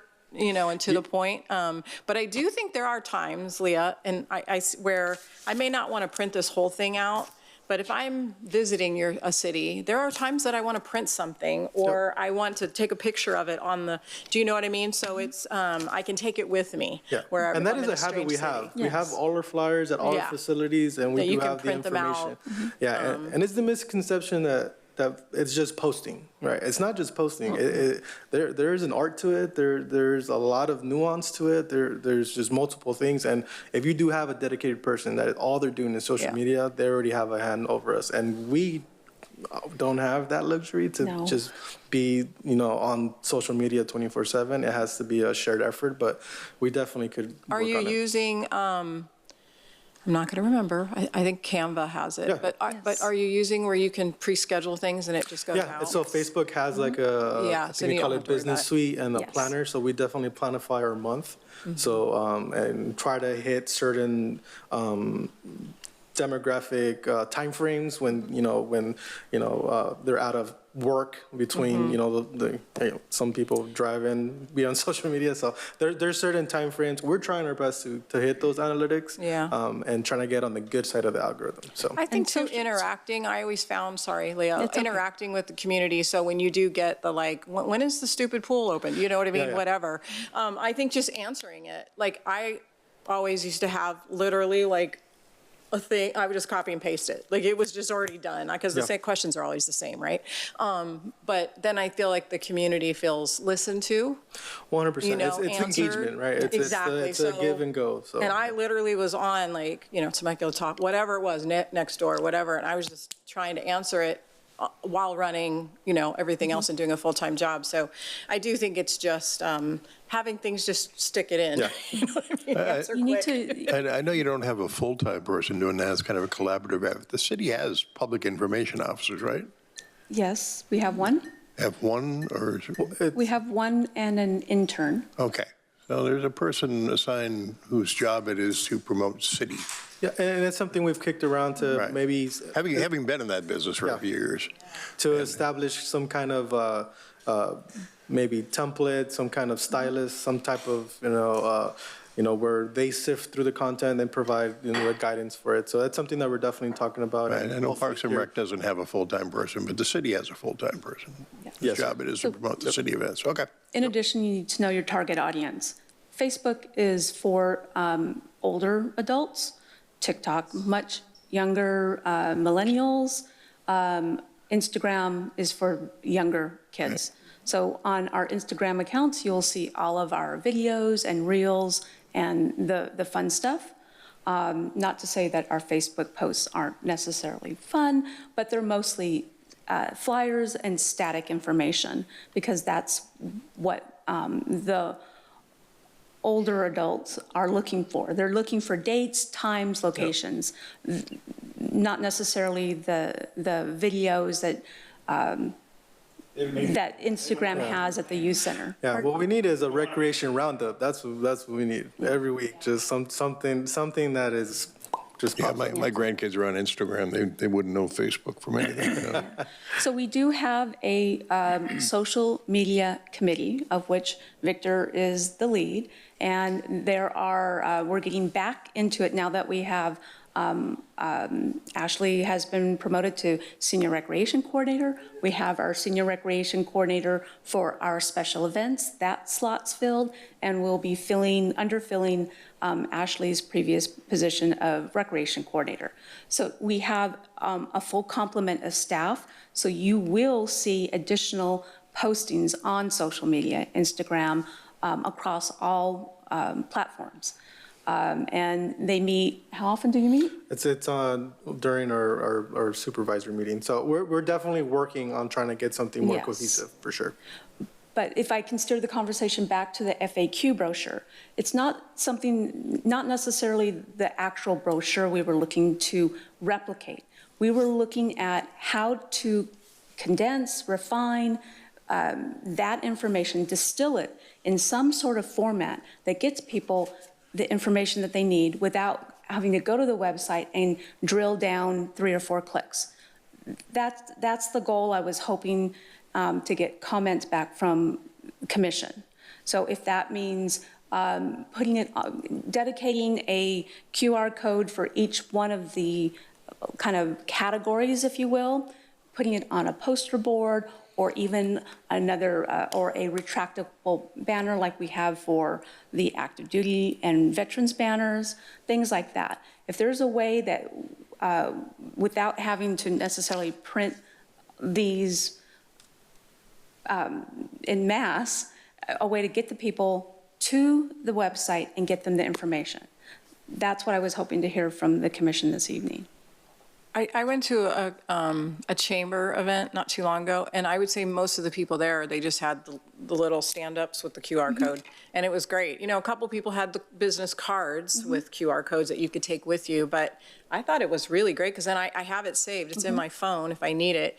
And kind of jumping off what Chris said, what if you use the birthday bash as sort of a kickoff of a new sort of social media, and maybe you do, I don't know, maybe a contest of some sort, and you can put the QR code on the big screen or something and have everybody in the audience just sort of get engaged. I don't know, maybe you do a poster I don't know, do you know what I mean? Just like thinking outside of how to get the community more engaged in going and really looking for stuff.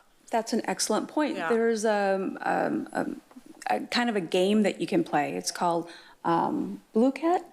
I don't know, you know, it's called Blue Cat, I believe. There's similar types of these games. And what we could do is take some of these questions off of this FAQ, and it's a timed game. So you'd say, you know, when was the city incorporated? And then there'd be options, and then they have so many minutes to do that. And then at the end, you could see who won, or who came in first, second, third, and there could be prizes for them. That would be a unique way to get the information out to the community. Absolutely. But back to the FAQ brochure, I'm hearing that we're not necessarily wanting to reprint an FAQ brochure, but in some fashion, take the categories, maybe highlight or link them or QR code them and get them back to the website without having to drill down. Okay. So 2 suggestions in that regard. One is it feasible to create a QR code that just links to the FAQs, and the FAQs have a word search? 100%. That would be my recommendation. Okay. Part B would be to listen to the 5 of us critique the FAQs and try to distill all of that is going to be really difficult. I would recommend setting up an ad hoc just to come up with verbiage, review that verbiage with the 5 once it's put together, and then go from there. Excellent. Love that idea. So really, verbiage is all on the website now. It's a matter of just being able to get to it quickly. But it's wrong. What's on there is wrong. On here. What's on the website is wrong. Has the website been updated? I think it's as up to date as we have it. It references. Maybe I'm wrong. I thought I had looked at the pool information, and I thought the pool information was incorrect. It's been updated. Do you know when the last time you looked at it?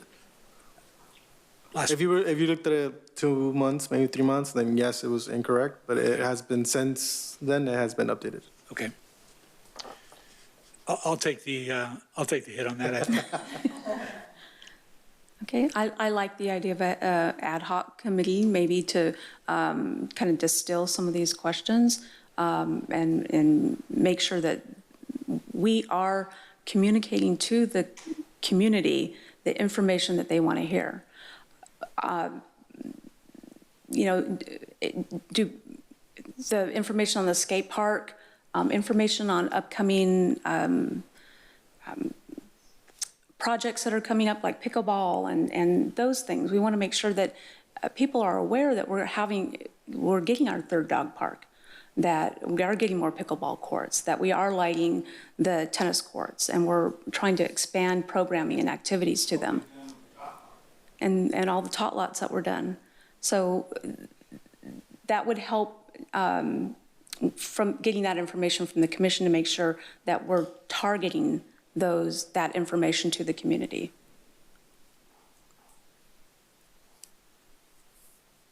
I think just going back to the discussion about social and the impact that social has, both Lake Elsinore and Wildemar, to my knowledge, have, so you've got me very, very nervous now, Victor, if I start treading on territory here, have a social media presence where it's Murrieta Minute or I'm sorry, Lake Elsinore Minute or a Minute with the Mayor type of thing, where upcoming projects are discussed and it's posted on, it's a TikTok video or it's an Instagram video. And I think that's getting to the right audience. And I think that's a real easy thing to do.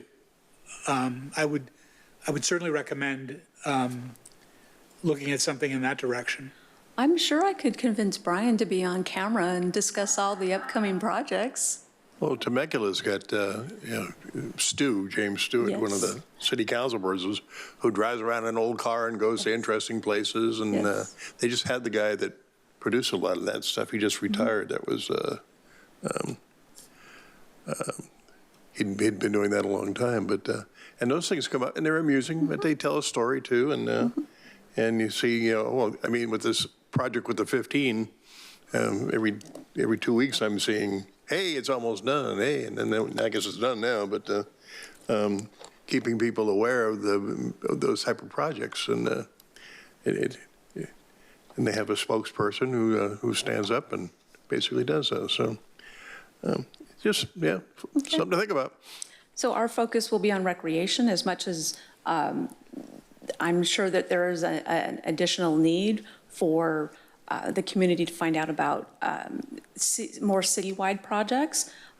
We'll keep our focus on recreation, but yeah, absolutely. Right, even the CIP projects we were talking about tonight, then the park tot lots that are just done, and what's coming down the line with the library and stuff like that. Yeah. Okay, so I think I have enough direction from Commission this evening, and we'll put something together. And does Commission wish to have follow-up on this item, or would you just like to be surprised and see it on the website in the events? I want to see Victor on TikTok. Great. I think. Are you sure? Well, you guys got my brain going, so I have a bunch of ideas now, and Ashley's gonna have to suffer with me. I think I'd like to kind of see where you take this. Okay. Yeah, I got some ideas. So, like the kids say, let me cook. Yeah. There's kids at the parks. You can get them involved in your videos. Yeah. Love that stuff. I'll definitely be crashing their social media meetings every now and again, and we'll come up with some strategies. The most important thing I want everybody to take out from this is that we're actively trying to engage the community to get the information out. That's the whole purpose. And so we'll come up and strategize. It doesn't necessarily have to be print information, but we'll come up with some unique ideas, and then we'll report back out to the commission, probably in the recreation report or in some format, so you get an idea of where we're at, what we've done, and where we're going to go. I'm a big believer in never having an original thought, but being able to steal lots of them. Have you looked and seen a city that you think is doing an exceptional job with this, and you have? Yes. And you found them? Yep. Okay. Whittier. Okay, good. There you go. Whittier is probably the staple right now. If you guys ever have a chance, go check out their Parks and Rec. I think they do a great job of how they establish their content. And that's something that like I said, we're trying to work towards. So they have a sick park that's the size of a small town. Yes. Again, yes, and that's why they make it easy. So again, a lot of social media is a little bit niche. So I think we just have to kind of stick to our guns and what we have, and kind of put the spotlight on the amenities that we have as recreation. But we have to give a different spin in a creative way. So we'll we'll get to it. For me, it's Laguna Niguel, their website, their platforms, and so on. Okay? Okay. So Leah, have we basically covered item 3? I believe so. I have enough direction to take this information. Again, I'll crash the social media committee meeting, and we'll brainstorm, and we'll report out to the commission on how we're moving forward on this. Okay? So item 4 really has to do with Thank you. the next date. It is a date that is really conflict with the holiday right now. I am so sorry. Do you have your microphone on? I'm There. sorry. No, and I was told this. This is really her fault. It's my fault. Because she's the one that's in charge of turning on my mic. Yeah. Doing it for him, and I dropped the ball. See, easily done, easily I done. had one job. One job. So there, we want to talk about the date not being on top of July 4th, right? Well, I think we skipped item 3. Right, right. Would you like So me to? I thought I asked you about item 3. Have we completed item 3? My apologies. I thought it was item 2. Okay, Would you like a report out on item 3? I most certainly would. Okay, all right. So, good evening once again, Commissioners. For discussion item number 3, the Commission is asked to consider effective strategies for gathering public input to improve programming, events, and facilities managed by the Community Services Department. Currently, no consistent protocol exists for soliciting feedback, and while occasional surveys have been conducted, a more structured approach is needed. Proposed strategies include QR code surveys at events, expanded participation or participant feedback for recreation classes, opportunities for community input on facility design, and a dedicated website feedback button. Strengthening engagement efforts will help ensure that offerings align with residents' needs and interests while fostering a more invested community. The Commission's insights will be instrumental in shaping a meaningful public participation framework. So what I was hoping for on this item, it dovetails nicely with the previous item, but in this item in particular, for example, we have recreation programs, karate and dance and food classes and those types of programs. We can issue a survey to the actual participants asking them what they liked, what they didn't like, was the temperature okay, was the instruction okay, gather that feedback back, from the actual participants and relay that back to the instructors and make the programming or the recreation class itself more refined and catered to perhaps particular needs or interests. Maybe they're in the food class, maybe they want to do desserts or a particular dessert, finding that information and then relaying it back to the instructors. That's one type of thing. The other idea was to perhaps include on our website, on the recreation landing page, a feedback button where the community can click the button and say, and provide us input on anything recreation related. Do they think the trail needs to be connected from this point to this point? Or maybe they want a different type of event or activity within the birthday bash.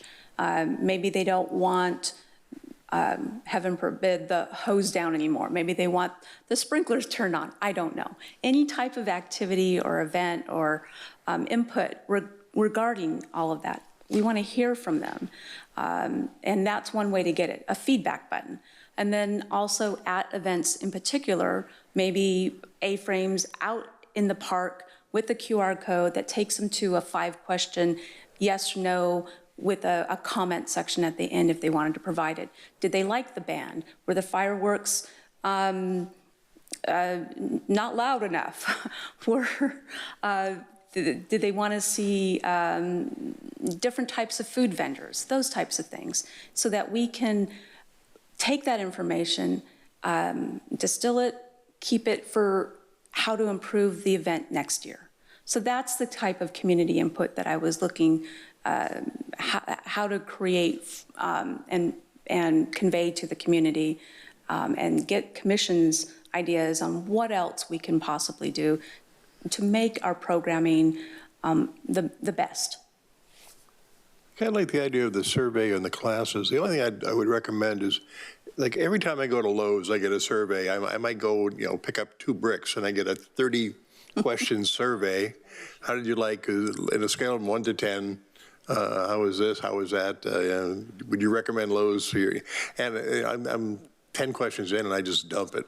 No. Because I'm not going to sit there for a half an hour and answer. Yeah.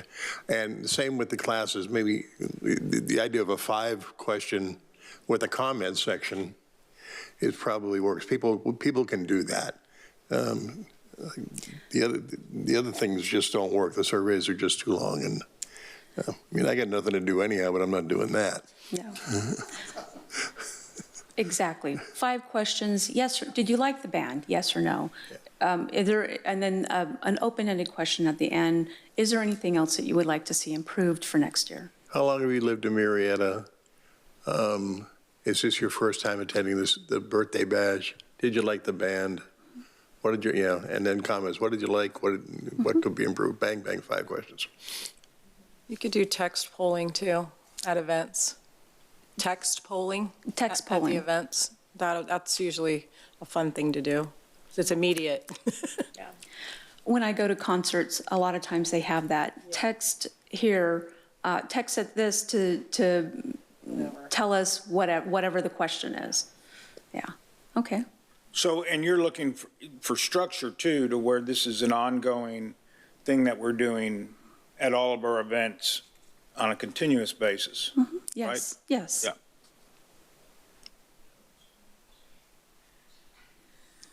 So we have, the surveys after the recreation classes. So I think that's easy enough to do. And then the feedback button on the website. I think that should be fairly easy as well. I like the idea of text polling. If we had a way, if we had a screen of some sort at the birthday bash, we could do something like that. And then the QR codes that lead them to, again, a very short yes/no questionnaire, just to get feedback so that we know we're providing the public with what they really want. Can't remember what it's called. Victor might know, but I've been to like conferences where they'll ask a question and you give answers and then it shows up on the screen. I can't remember what it's called, but it. Talking about, I don't know what it's called. Yeah, it's kind. I don't know. It's just instant feedback. It's instant feedback. Yeah. So I can look, Leah, and email you, but it's really quite cool to watch. Like if you had that big screen, like I keep thinking birthday bash, and you could ask those whatever, even silly questions, make it fun. How do you do the YMCA? How many people know how? And then everybody get up and do it. I don't know, just those ideas, but I'll try to find it. All right. It's been a while since I've used it. All very good ideas. Thank you very much. I didn't know if you have additional ideas that you want to convey, that's fine. You can send them to me by email. The goal again here is to engage our community, make sure we're on the right path, that we're providing the programming and the elements and events that they really want to see. And so that's what we're hoping to achieve by this. Okay, with that, I'm good with continuing on if Commission wants to continue on. Okay. Anything else here, guys and gals? Oh, thank you. There we go. Yeah. Okay. Somebody's looking out for me. Okay, for discussion item number 4, due to the proximity of the next regular commission meeting to the 4th of July holiday, staff recommends canceling the July 3rd, 2025 meeting and considering an alternate date for a special meeting later in the month. The holiday observance may impact attendance among commissioners, staff, and the public, potentially leading to a quorum issues and reduction in participation. Rescheduling ensures that key discussions can proceed effectively without conflicting with holiday plans. The commission is invited to discuss potential dates that allow the necessary business to continue while accommodating schedules. So part of this is I will be on vacation those 2 weeks, the first 2 weeks in July. I did not get a volunteer who wanted to lead the July 3rd meeting. So I'm happy to discuss with the commission an alternative date. It doesn't necessarily need to be on a Thursday, but if you do choose a different date, we have to look at planning commission meetings and city council meetings. Can we push it back to the 17th since you're going to be on the first 2 weeks? I think that would be good. I think I looked at I'm more in tune with the 24th. I can't be here on the 17th. Okay. Okay.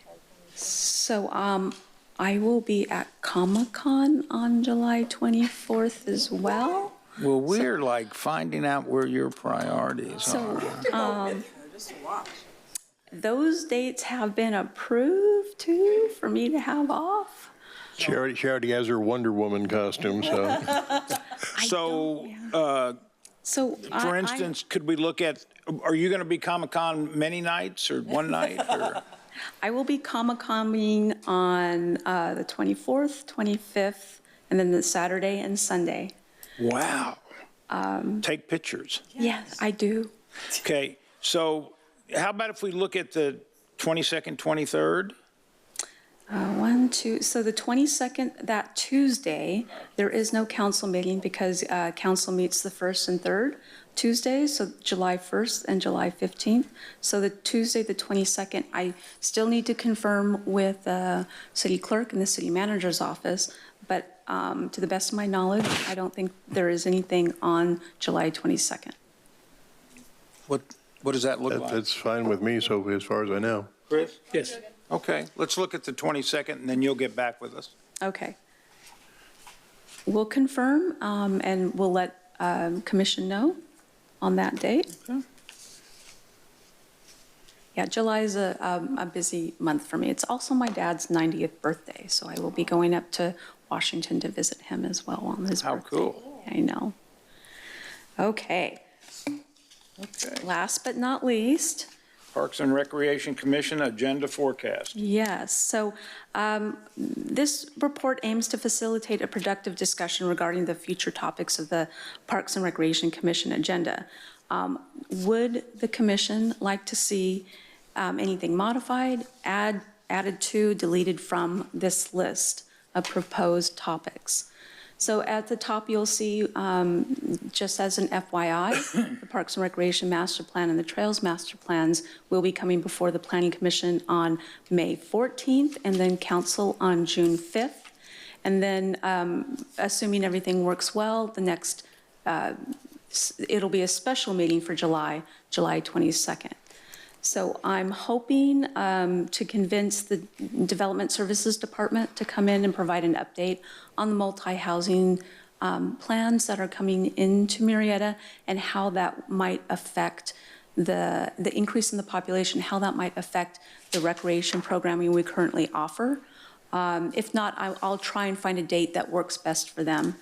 And then we'll be meeting in September 4th.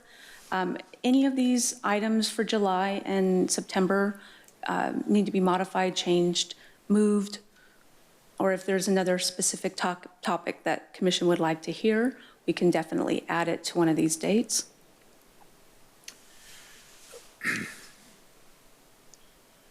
I'm certainly good with what's there. Does anybody have anything to add? I think some of this needs to remain fluid because there are going to be times when issues arise and that we may want to insert.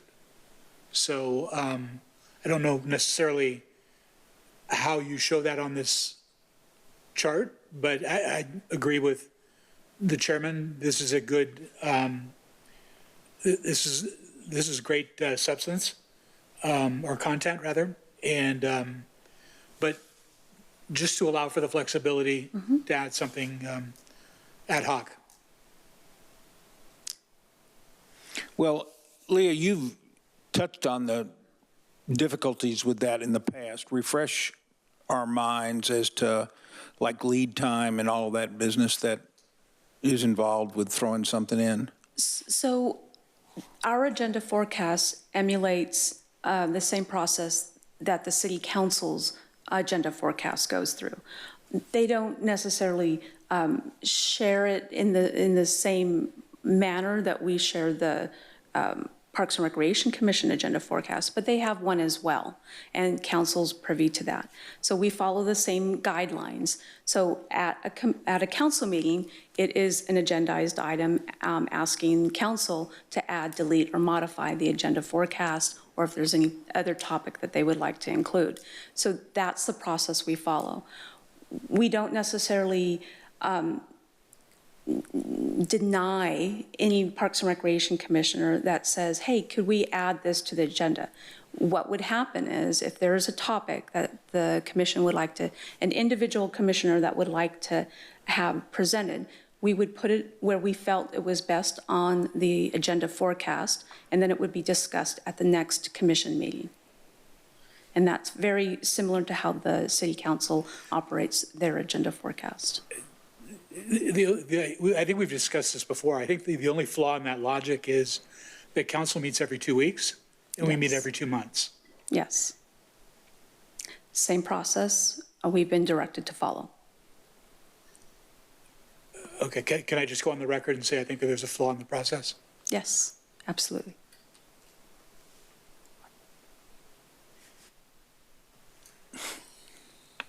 So if this looks... But what we're saying here is that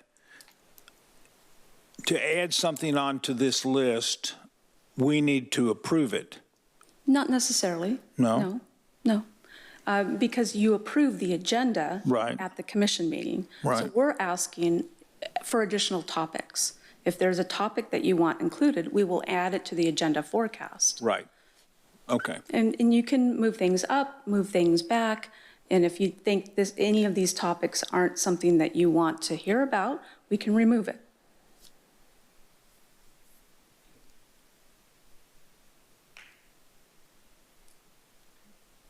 Anything else, Commissioner?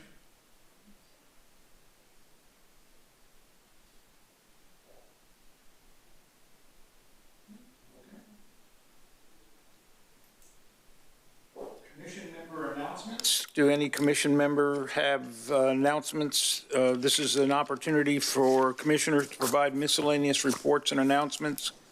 Commissioners, are there any announcements? I just wanted to announce that I'm looking forward to the concerts coming up at the Jazz one in a couple weeks. I'm a big Blood, Sweat, and Tears fan from way back when, and all I see is comments that say, these aren't the original members. Well, that was 55 years ago. Half of them are dead. And David Clayton Thomas, who was the lead singer, is 83 years old and is retired, lives in Canada. So those type of things, you can't, one of the things, you can't please everybody, but you know, if you got the Count Basie Orchestra together, you wouldn't get the original members. I'm just saying that time happens. It's a very reasonable price and it's a fun evening, and I'm looking forward to the whole series. Yeah. Who's Count Basie? She knows Count Chocula. But anyhow, and I'm looking forward to those this summer. And I thought after a few hiccups last year that they went very well. So good. Okay. Anything else? Okay. With that said, with no further business, this meeting is adjourned. It's 8:14 p.m. Oh, Here you go.